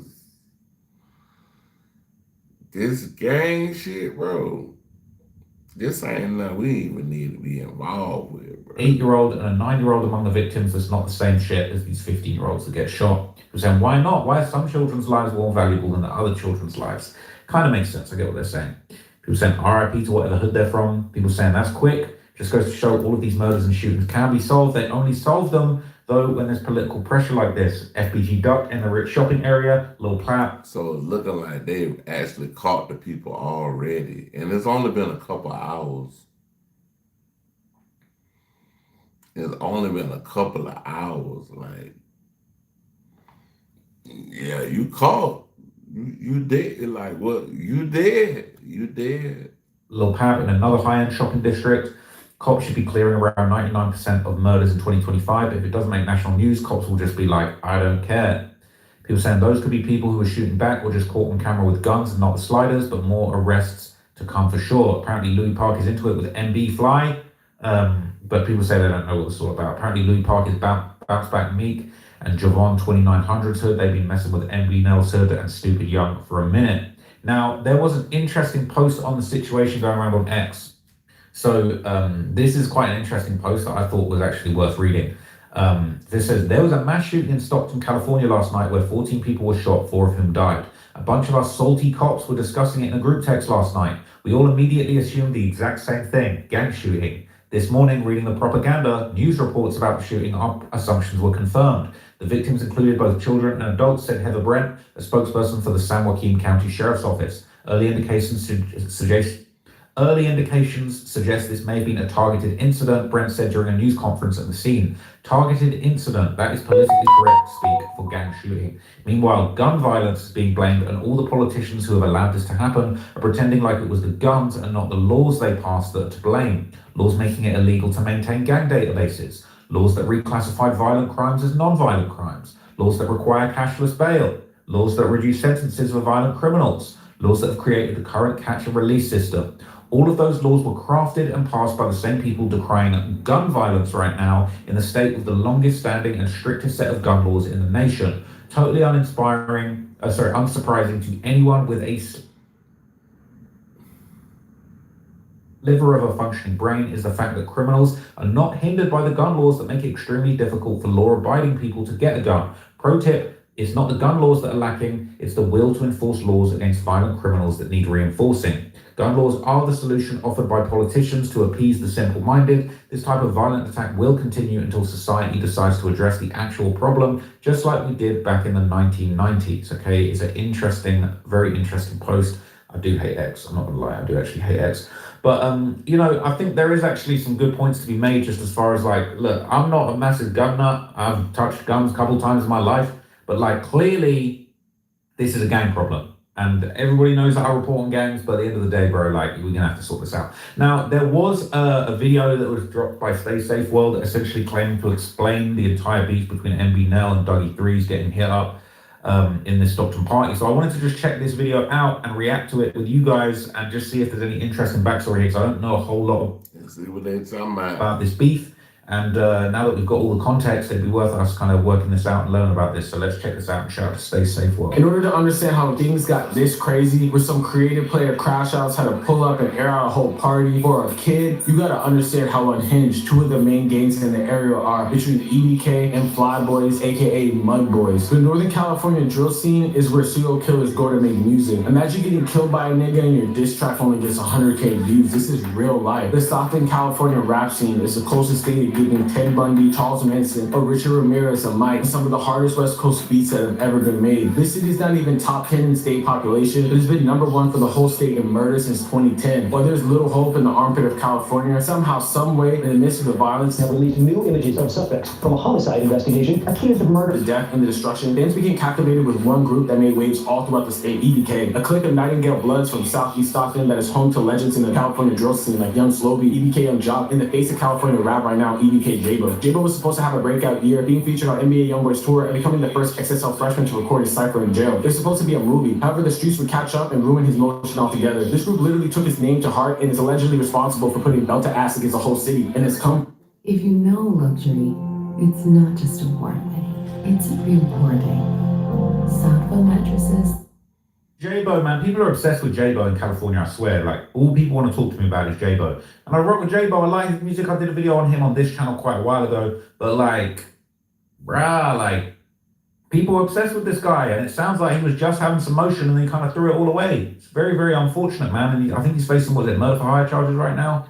And like, he was supposed to be on tour with YoungBoy, like, it's facts, man. Like, definitely blew a big opportunity there. With consequences. To make it out of a place like Stockton is not easy. From facing one of the largest gang takedowns in California history. I can tell you that this gang takedown that they just had is not only helping to prevent crimes that are just about to happen, but it's also helping to solve the ones that already occurred. Now, you mentioned it, what they took off the streets. Let me show you, and you can see them right there. 58 guns, 10 of them assault rifles, another 12 of those were ghost guns. It was like Slobey and EBK Osama getting gunned down. To let shooters like EBK Lil Play fighting light, taking out one of the next big rappers in the city. The story behind the war in Stockton is one of the craziest that I've ever seen in America. Stockton, California is the forgotten city of California. Tucked in the San Joaquin Valley, it was once an essential place for farming and workers looking for places to live so they could commute to close by cities, Sacramento, or the Bay Area. However, the 2008 housing crisis hit the city hard like many cities in California. Many became victims of predatory loans and the eventual foreclosures, which led poverty to run rampant. With people unable to pay taxes to the local government, even the city of Stockton was forced to go bankrupt in 2012 after running a deficit of $26 million. Like, bro, imagine being broke and living in the literal brokest major city in America. It's not going to end well. This abject poverty affected Black and Latino communities the most, and this led to many people joining gangs to survive and try to run up some bread when legal avenues ran out. One of these gangs. All right, I'm going to skip past because look, a lot of you guys know about J-Bo, right? But I want to hear about the guys that actually are involved in this incident. While EBK was becoming the face of Stockton rap, there were other cliques from the South that were also coming up in the rap scene, some of which even had close ties and members of EBK. One of those cliques was home to rapper MB Nell. MB Nell, originally born to Filipino immigrants in the South Stockton area in the 8th Street section, became active in the streets from birth, having relatives who were banging Asian Crip gangs. With no opportunities present at the time, he and his homies started gangbanging as a means to survive and created their own clique called Mud Boys. MB Nell has close ties to another infamous Crip set in the area called Fly Boys, with most notable rappers Jay Black, who's the original face of their Hey, what's up? I'm good. Who's the current face, who pretty much dropped the most incriminating no-jumper in I'm good. What's up, man? What's up? I ain't seen you in. I was there listening to this video, man. Hey, I ain't seen him. What's up, though? What's up? What's up? Hey, put your city in and hit the like button. Oh, that's a W. Put one. W is what was having? 3.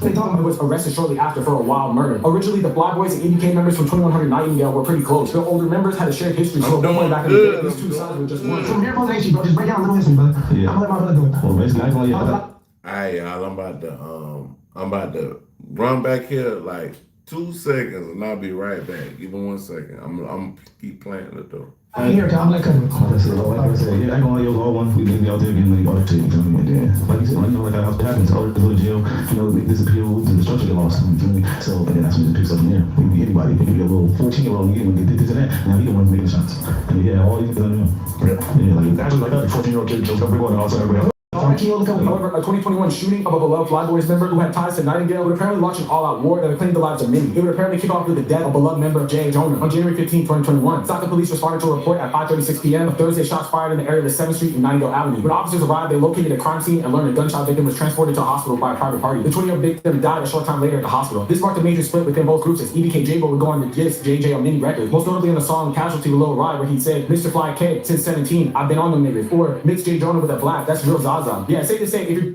So clearly, right, the beef between EBK, J-Bo's crew, and, you know, basically, like, these groups, you know, Flyboys, it's out of control, right? And it's just so sad to see that it's really got to this. Like, for it to actually have gotten to this point, it is just like, it's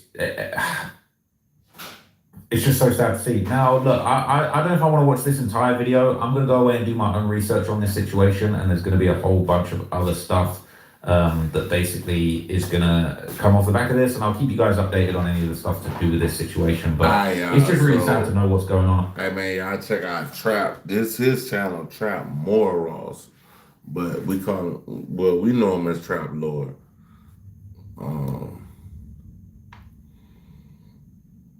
Let's see.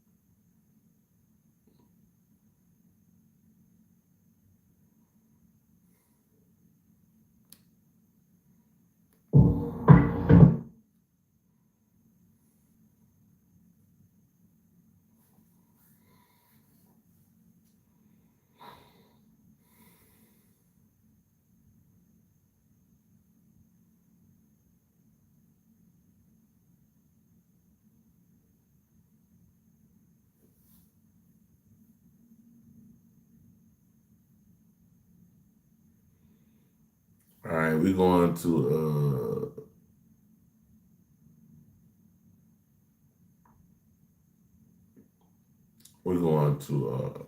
Charlie. I mean, not we're going to Gossip Rush.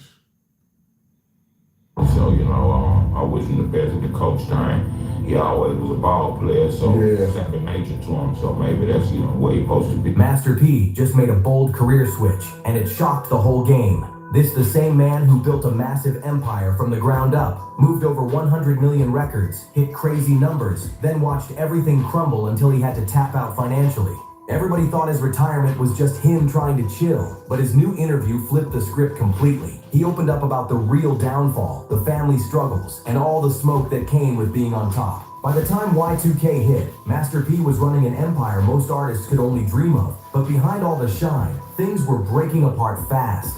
His signature move, dropping non-stop releases back to back, started losing power, and fans got tired of trying to keep up. Then P kept announcing his retirement.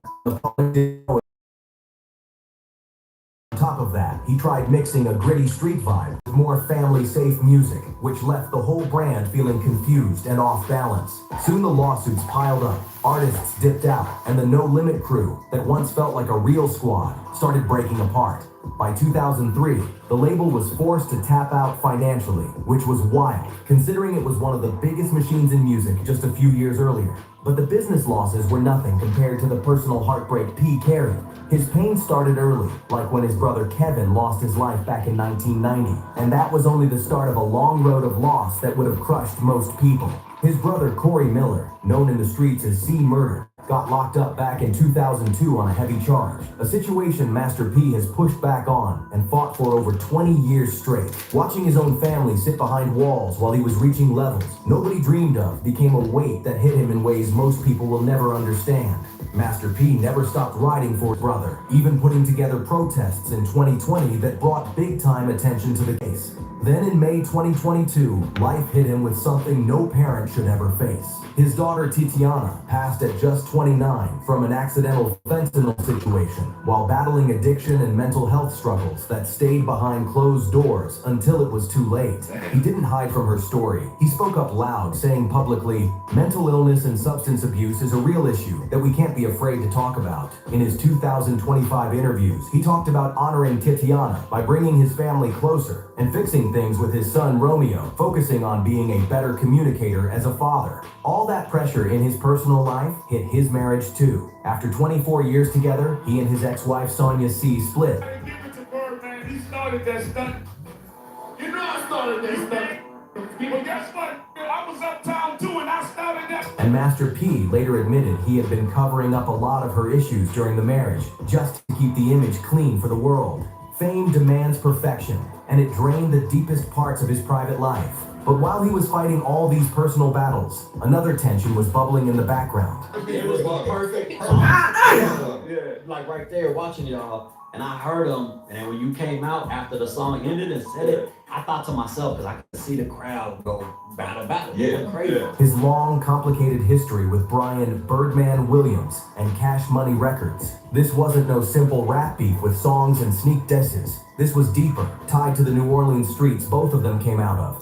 And it had layers people outside the city never fully understood. Master P held it down for the Calliope projects in the 3rd Ward, while Birdman came up out of Uptown's Magnolia, 2 zones in New Orleans where loyalty meant everything and the lines between neighborhoods ran deep. Even though they were only blocks apart, their worlds never crossed right. Birdman even said in interviews, "We from 2 different projects, so it just didn't ever mix. We ain't never had no beef, ain't nobody dead, but we just never vibe." But behind that clean explanation, there was a darker cloud people in the city whispered about. Man, he said ain't nobody dead, but we don't mess with light. That's what I'm talking about when contrast to the last video we did. These are the old so-called gangsters in the hood. Well, I will just say hood rap gang, shit like that. You know what I'm saying? Ain't nobody going to a kid's birthday party to do nothing. Terrence Gangsta Williams, Birdman's brother, was tied to serious street history and was accused of taking out Master P's cousin Randall, Calliope Slim Watts, something Williams denied, but the rumor alone was enough to lock those 2 camps apart forever. And with P already grieving his brother Kevin's earlier passing, the tension between these circles only got colder. Then the business heat kicked in. When Cash Money started rising in the late 90s with 400 Degrees and the Hot Boys, Birdman went hunting for a major distribution deal. He was close to locking in with Priority Records. Yeah, 400 Degrees, one of my favorite songs. That's one of my favorite Juvenile songs.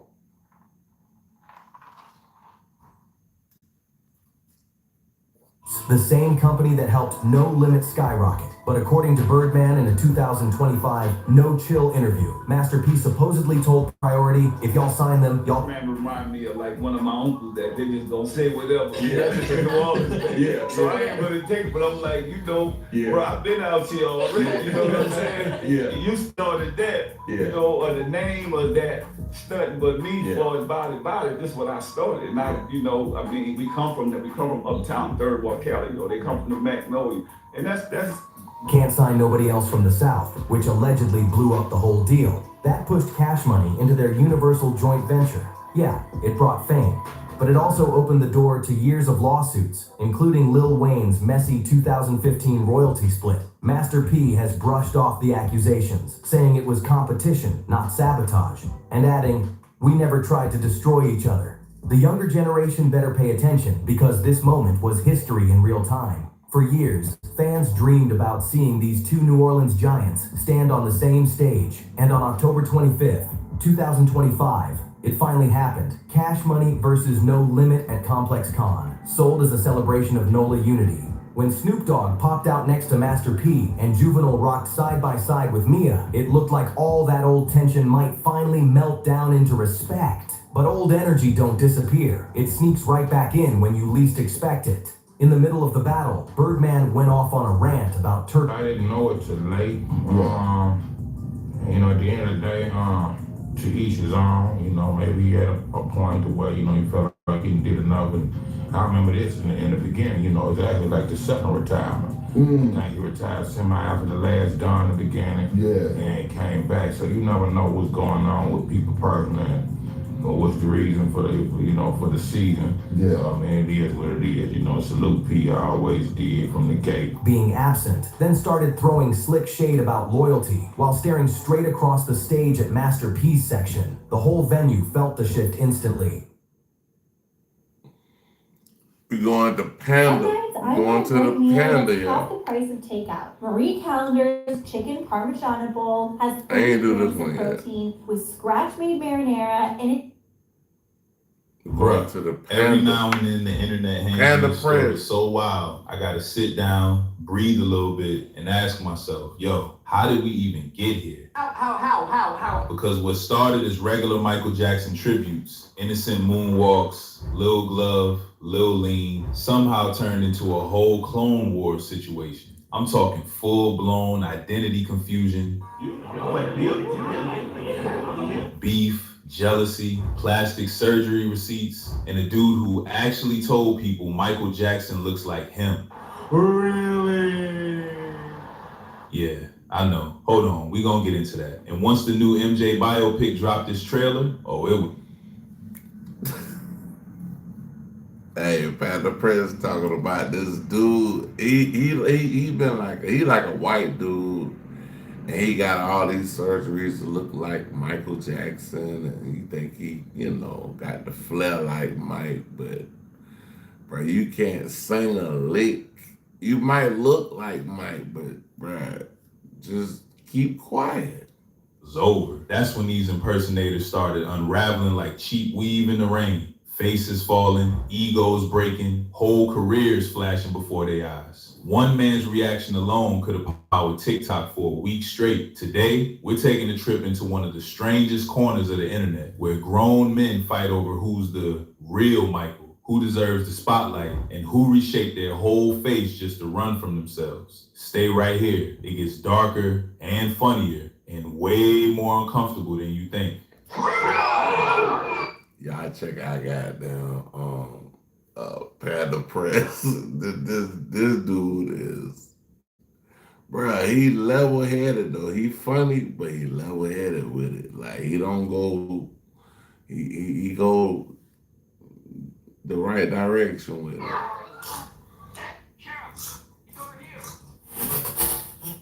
The Vegas moment that started Clone Wars. You gotta understand something. This whole story doesn't start with drama, doesn't start with leaks, doesn't start with surgeries. It starts with a random Tuesday in Vegas where nobody asked for chaos, and chaos still clocked in. So picture this. One MJ impersonator is out there dancing for tips, minding his business, probably just trying to pay rent. You know, normal hustle.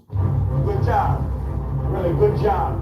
And out of nowhere, Fabio walks up like he heard the Thriller bass line calling him from the sky. And the stance was crazy. Arms folded, neck tilted, feet planted like he owned the sidewalk. Bruh looked like he was silently telling the other impersonator, yo, wrap it up, Junior. That...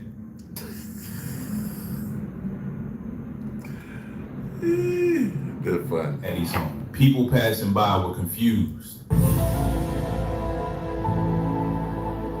He didn't say a word, he didn't smile, he didn't give a nod. He just inserted himself like a badly timed cameo. And what made it worse, the confidence was unmatched. The delusion was undefeated. The timing, off by 4 galaxies.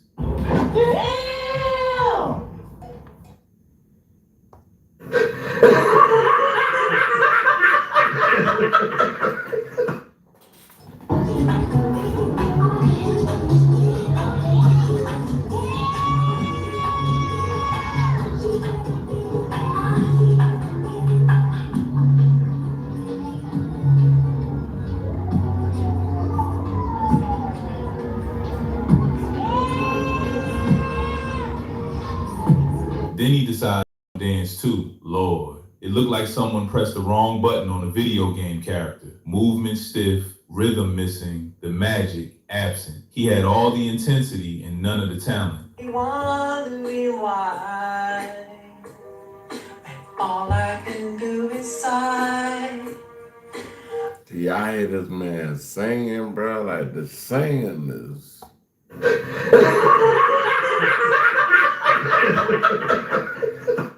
The singing ain't right. I just wanted to.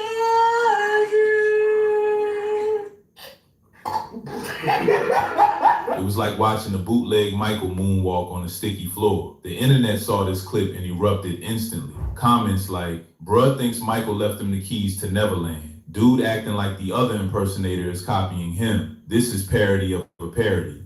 Fake Michael? Bro. You ever see that video of the fake Michael crossing his arms and looking at the other fake Michael? No, like, he was like he a real Michael. Like a real Michael. What you gonna sit your ass down? Here's the real thing. Most impersonators. Hey, that's funny, isn't it? Boy, we don't see your ass.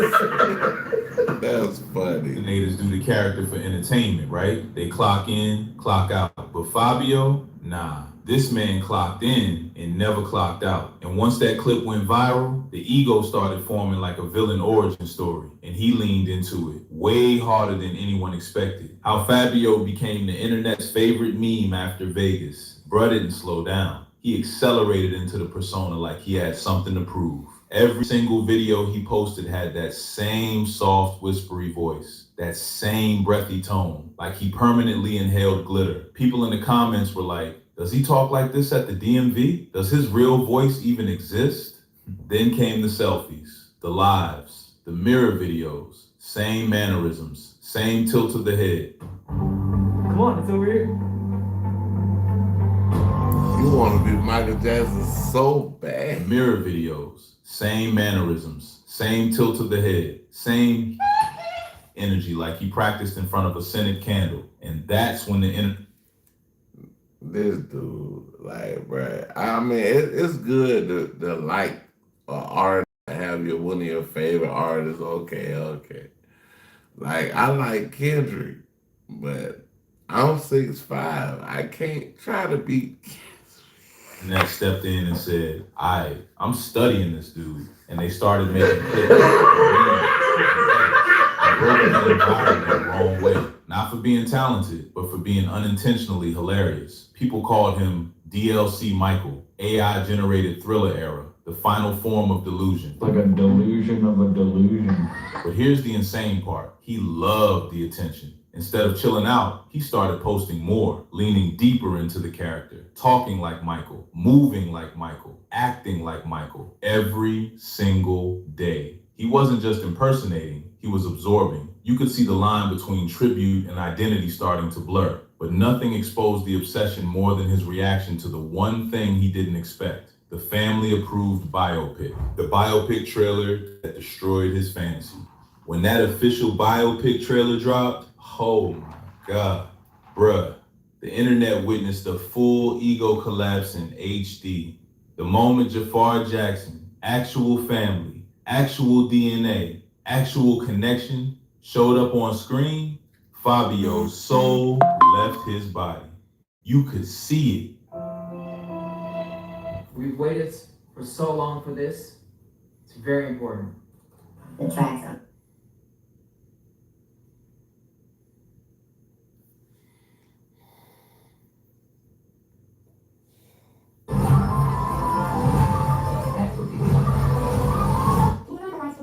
Okay, but remember, in here, keep those feet still, alright? He looking at this shit like how I would look at it, but I don't think I'm Michael Jackson. He think he Michael Jackson. Like, this is shit crazy right here, bro. Eyes widened, jaw dropped, a little twitch in the eyebrow. Dude looked like he was watching someone steal his future. And you gotta understand, for years, he's been acting like the closest living link to Michael. The voice, the clothes, the poses, the surgeries. Panda, I got. Hey, we gonna have to. Hey, Panda. No. We're gonna do that, Panda. Not the voice. I mean, maybe the look, the clothes, and all that, and trying to implicate the mood, but not the voice. The whole vibe. He built this cocoon around himself. Then Jafar stepped in and effortlessly did what he's been trying to force. Fans zoomed in, slowed it down, and turned it into a whole forensic analysis. One comment said, this is the exact frame he realized he's not the chosen one. Stop. Look at me. You're not him. Another said, someone call IT support. This man's identity buffer just crashed. And he didn't even fake excitement. Didn't cheer, didn't smile, didn't say, wow, nothing. Just pure, unfiltered envy leaking through the screen. But instead of staying quiet, bruh opened his mouth in the follow-up video and made everything worse. The follow-up video that made everything worse. When he came back to explain his reaction, he looked like he hadn't slept all week. Voice shaky, energy defensive, tone irritated. He starts talking about how he's real, how he doesn't overreact like other YouTubers, how people are twisting his vibe. Bruh, no one twisted anything. Your face told the whole story. He tries to play it off like, oh, it's just the voice that surprised me. Oh, I don't fake reactions for views. Oh, I was being genuine. But every word had this tint of jealousy, this little tremble, this passive aggressive frustration that Jafar got the blessing he always wanted. And the more he talked, the worse it sounded. It was like watching someone lose control of a narrative they thought they owned. So this is about my reaction to the Michael biopic. It's not enough to say anything. As you saw, my reaction was when I heard the voice. When I heard it, and that's when Nigga, you can't sing like Michael Jackson, so what are you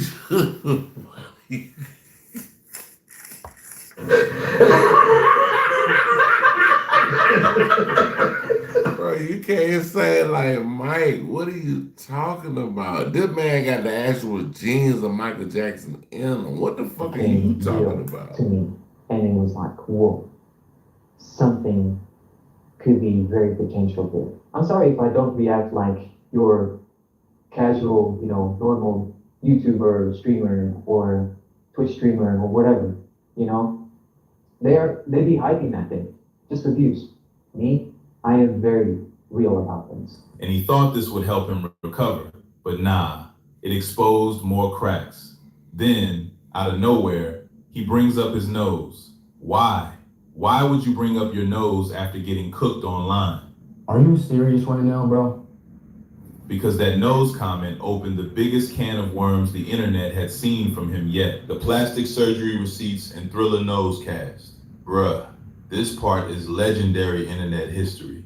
Full Greek tragedy energy. He says, with a straight face, I didn't do my nose to look like Michael. I just like the style. Okay, I think I mentioned this before, but I did my nose, okay, not to look closer to Michael, but... Man, shut your ass up, bruh. Like, bruh, come on, bruh. You a Michael Jackson impersonator. You got a nose job.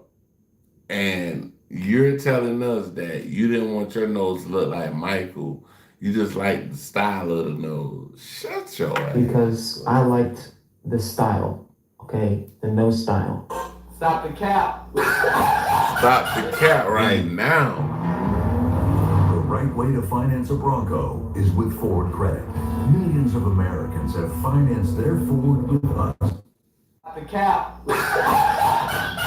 Then, as if the universe wanted him exposed, he pulls out a Thriller-era nose cast like it's a family heirloom, holding it up, showing the doctor's reference, explaining the angles, the triangular tip, everything that proved he copied the man down to the cartilage. This was the reference.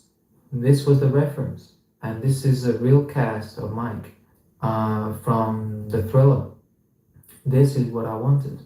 Still have that support on my tip and the triangular look, And the internet said, oh, so you're confessing live? So that was a lie. People stitched the denial in the cast clips side by side like a courtroom exhibit. Meme captions everywhere. Exhibit A, self-snitching in 4K. Bruh, you lied mid-sentence. And here's the wildest part. He still tried to spin it. He said Michael looked like him in that era. What?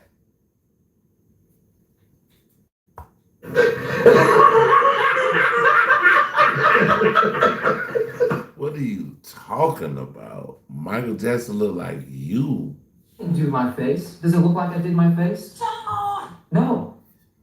I was born like this. Michael doesn't look like me like this, He looked like Michael made himself to be, okay? I look like that part, that era, that age.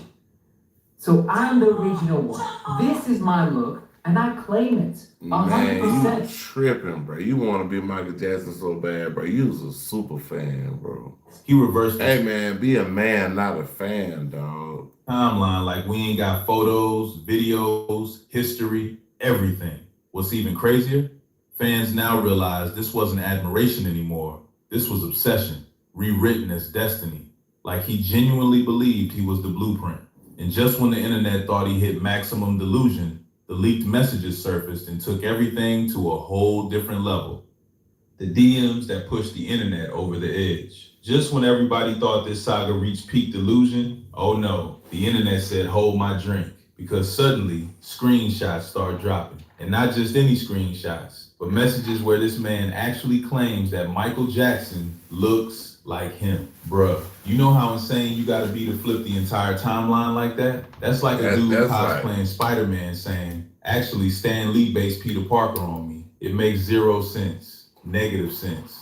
Fans went crazy. MJ communities were stitching the messages, breaking down the grammar like it was ancient scripture. Comments everywhere. Final boss of delusion. He thinks he invented Michael. This is identity fraud on spiritual levels. And these weren't subtle messages either. He was confidently typing like he discovered a hidden chapter in the Bible. There was ego, entitlement, a weird chosen one energy, like he believed destiny handpicked him to complete MJ's last form. And the timing, even crazier. These messages started circulating right as the biopic hype was peaking. So now it looked like he was trying to hijack the spotlight during Michael's biggest moment in years. But then things took an even weirder turn because people started digging into his online footprint and found rumors that had MJ fans losing their minds. The spicy content allegations and community discomfort. Out of nowhere, allegations start popping up. Screenshots, comments, claims from fans. Nothing officially confirmed, but enough discussion to freak people out. Because fans were saying bruh had an OnlyFans type account, dressed as Michael Jackson, doing content that absolutely no one asked for. Just imagine,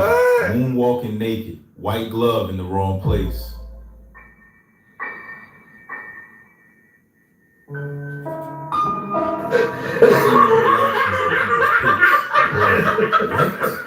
Crazy. Come on now, dog. Come on MJ now, dog. fans, who are low-key some of the most dedicated people on the planet, said, okay, this crossed all lines. Comments like, this is disrespectful on 15 levels. Michael never asked for this. How you sexualize a tribute, people started feeling genuinely uncomfortable because it wasn't just cringe anymore. It felt like he was weaponizing the MJ persona for clout, attention, and whatever else he was doing behind that paywall. And with all these receipts stacking, the fandom was ready to explode. But before the fans even finished dragging him, something else happened. Something he didn't expect at all. The impersonators themselves stepped in. And that's when this turned into a legitimate war. The impersonator community finally snaps. When you say that, yo, I didn't get surgery to look like Michael Jackson got surgery to look like me. So, and I'm like, that's the only thing. That's controversial.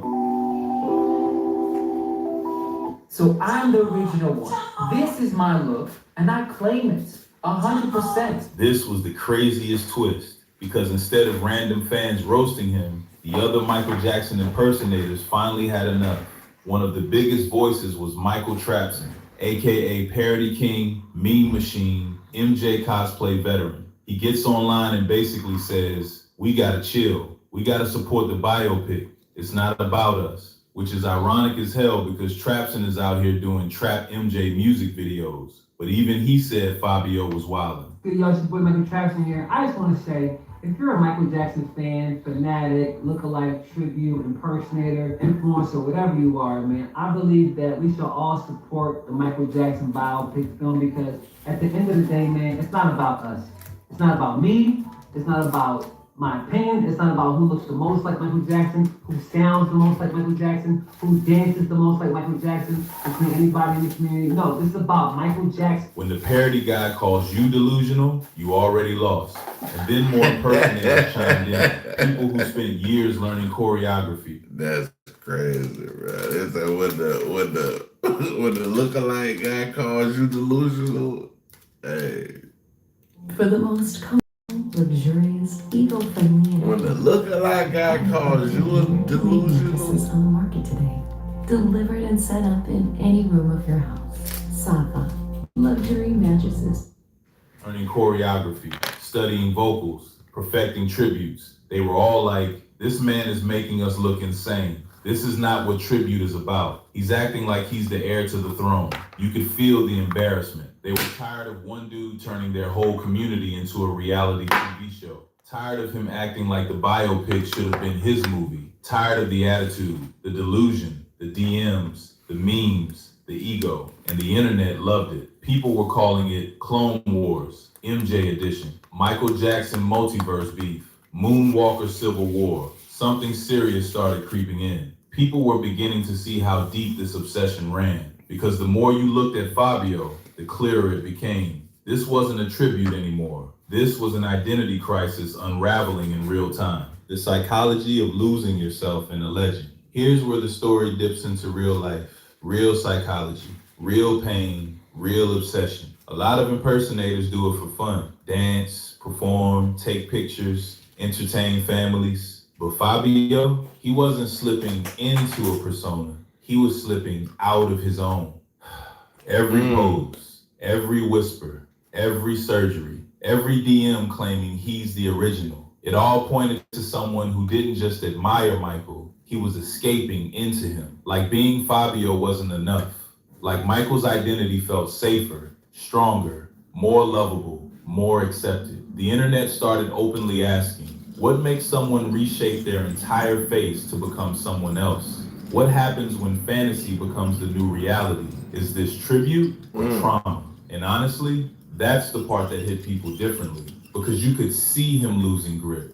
Not maliciously, not intentionally, but like he was disappearing into a shadow he could never truly feel. He is doomed. And that's why the biopic hurt him so much.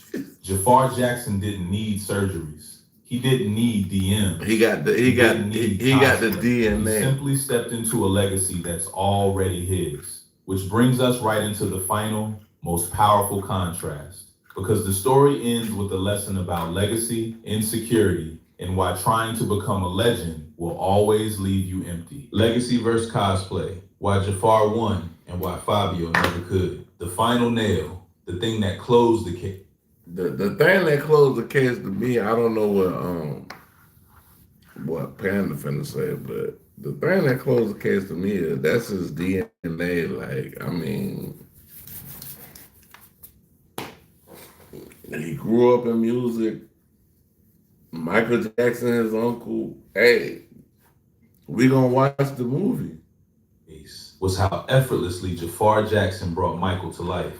He didn't mimic. He didn't overact. He didn't push too hard. He became the role because he carries that legacy in his DNA, in his voice, in his family history. It's authentic, natural, and respectful. I look at a lot of artists who want to do this and, and they were out there imitating Michael, and they were good. 2,000 people they turned out. But your father wasn't imitating Michael, he became Michael, and that's the difference. Well, we saw it for the first time, we saw a piece of it, and tears came down our eyes. We all started crying. We thought we were looking at our. That's how good he was. He was so close. Yeah. Wow. What Fabio tried to force, Jafar just is. And fans felt it. That first trailer had grown people crying, literally crying, because for the first time in decades, they saw a piece of Michael that felt real again. No gimmicks, no plastic, no wannabe energy, just truth. Meanwhile, Fabio was online rewriting history, arguing with fans, flexing nosecasts, defending lies, and spiraling deeper into a character that never belonged to him. And that's when the lesson hit everybody. You can imitate a legend, but you can't replace one, because you'll always be chasing a shadow, not building your own light. And once that shadow swallows your identity, you're gone. Don't do it to me. I beg you. No. The internet didn't clown him because he loved Michael. They clowned him because he tried to be Michael and lost himself in the process. And that's exactly why this entire Clone Wars moment matters. Not because it's funny, but because it shows how easy it is to disappear inside someone else's greatness. You know, when you step back from all this noise, all the memes, all the screenshots, all the ego battles, all the auditions happening on random street corners. Something deeper. But to be real with y'all, that's why I always wanted to do my own music, make my own beats, do everything myself. Because can't nobody replicate what, I mean, they can replicate it after you did it, but I done already did it. So it's like, you dig?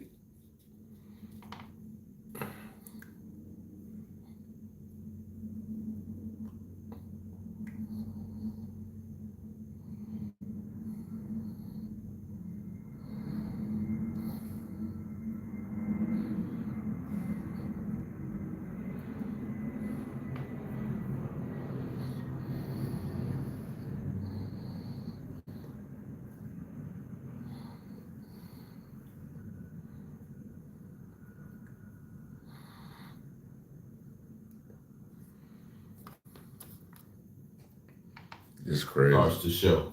Because this ain't really about Michael Jackson. It's about what happens when somebody spends so long pretending they To be forget how to somebody be else, themselves. Impersonators usually do this out of love, out of nostalgia, out of tribute, out of but not out of hate or, you know, so he's trying to take a position away from his nephew, things of that nature in the movie. Like you're a clown respect. At this point. But somewhere along the way, Fabio crossed that line. Not out of evil, not out of hate, but out of fear. Fear of not being enough on his own. Fear of not being seen unless he was wearing someone else's face. And that part right there, that hit me a little different because it shows how easy it is to get lost in somebody else's shadow when you don't like your own reflection. Bruh built a whole life imitating a legend, but legends ain't meant to be imitated. They're meant to be honored, respected, and then left alone while you build your own lane. Exactly. And that's why Jafar won without even trying. He didn't. And I like the way he said that because Chris Brown loved Michael Jackson. It's a lot of people that love Mike out here. But Chris Brown, he does tributes and, you know, dance like Michael Jackson and all that, but he still have built his own lane, so it's not like he's trying to be some just imitator waiting on a movie to come out. Nigga, Chris Brown, one of the biggest entertainers in the world. Force anything. Didn't cosplay, didn't fight strangers online, didn't pull out nose casts like Pokemon cards. He just showed up with authenticity, something you can't buy, can't mimic, can't surgery your way into. At the end of the day, you can impersonate a legend, but you can't replace one. And the harder you try to replace greatness, the more you expose the emptiness inside yourself. Exactly. So yeah, the memes are funny, the drama is wild, but underneath all this, we're watching a man slowly disappear into a character he was never meant to be. And that's the real tragedy of this whole Clone Wars mess. All right, y'all. That's enough madness for today. But let me... Hey, man, y'all check out Panda Press, bro. He got a great channel. Panda Press. Y'all check him out. Let me see what else I can do until I get off of here. Let me see.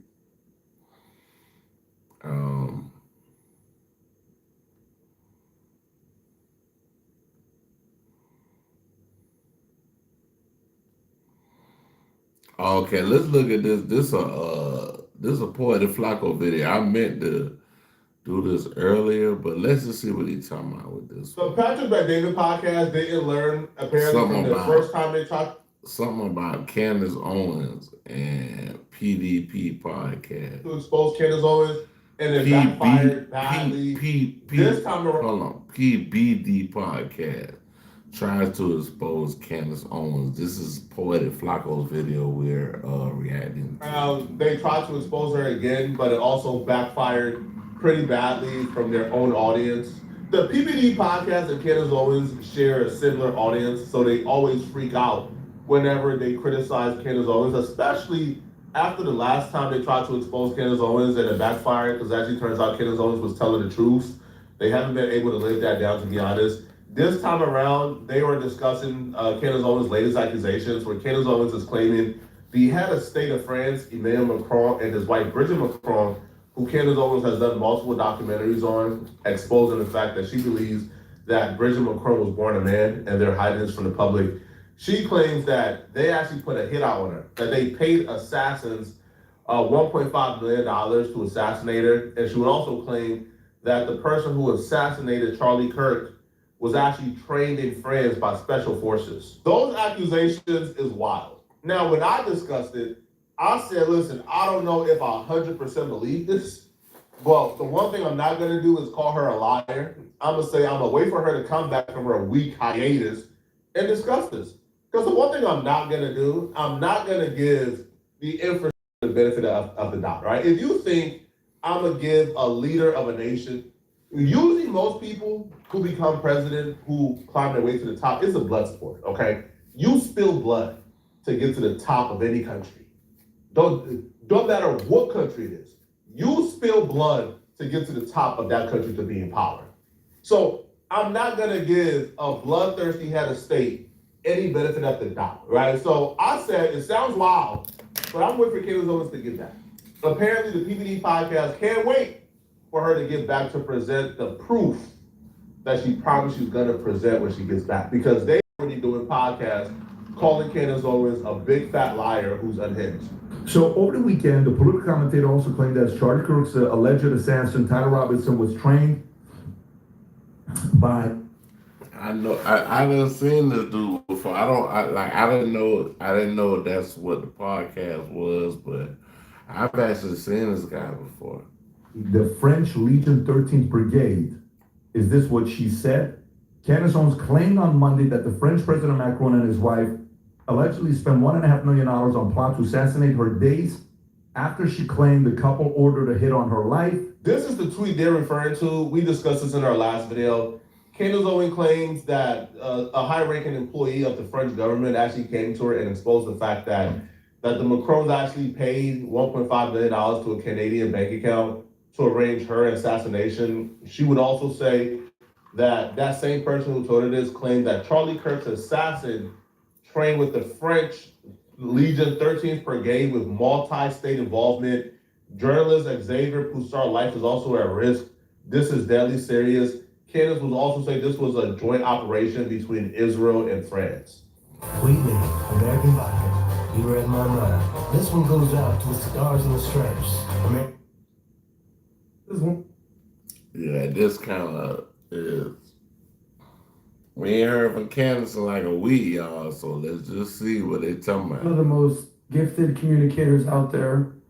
She's very gifted at grabbing your attention. The flip side to that may be that she's an attention-seeking, spotlight-addicted narcissist who needs your attention and gets off on all the attention. You use the crime novel as the thing, spy novel. Spy novel. It's so funny because I was watching Scooby-Doo the other day, and it made me realize that Candace is like the human podcasting version of Scooby-Doo, where, where are you? I'm gonna find you. She has her whole crew, and she deputizes her audience, as Dinesh D'Souza said, and she doesn't need a mystery machine. She's got her podcast and her mic, and she's bringing Twitter receipts, and she's finding clues, and she's finding chicks with whatever she's working on. She always has the answer, and you always have to stay tuned to the next episode where she does the big reveal. And then plot twist, ruh-roh, it was Israel. All roads obviously lead to Israel, of course. Who was it? It was probably Israel. And then much like Scooby-Doo, it's like, you would have gotten away with it if it weren't for you meddling fact checkers. So to me, she's so gifted, but at the same time, when they rip the mask off people, I'm wondering, what is the mask that she's wearing? What is she hiding? Because what she's doing is not, she's either the best crime fighter the world has ever seen. Like, he throwing shade, bro.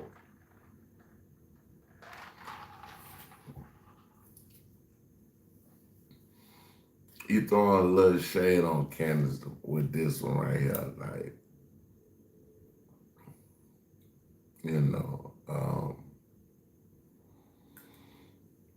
hey, I don't get it. You know what I'm saying? I don't get it, bro. Like, why you hating on her like that, though? Or she's gaslighting everybody into believing whatever nonsense she's coming up with. I don't ever want an enemy like Adam, man. This man is real.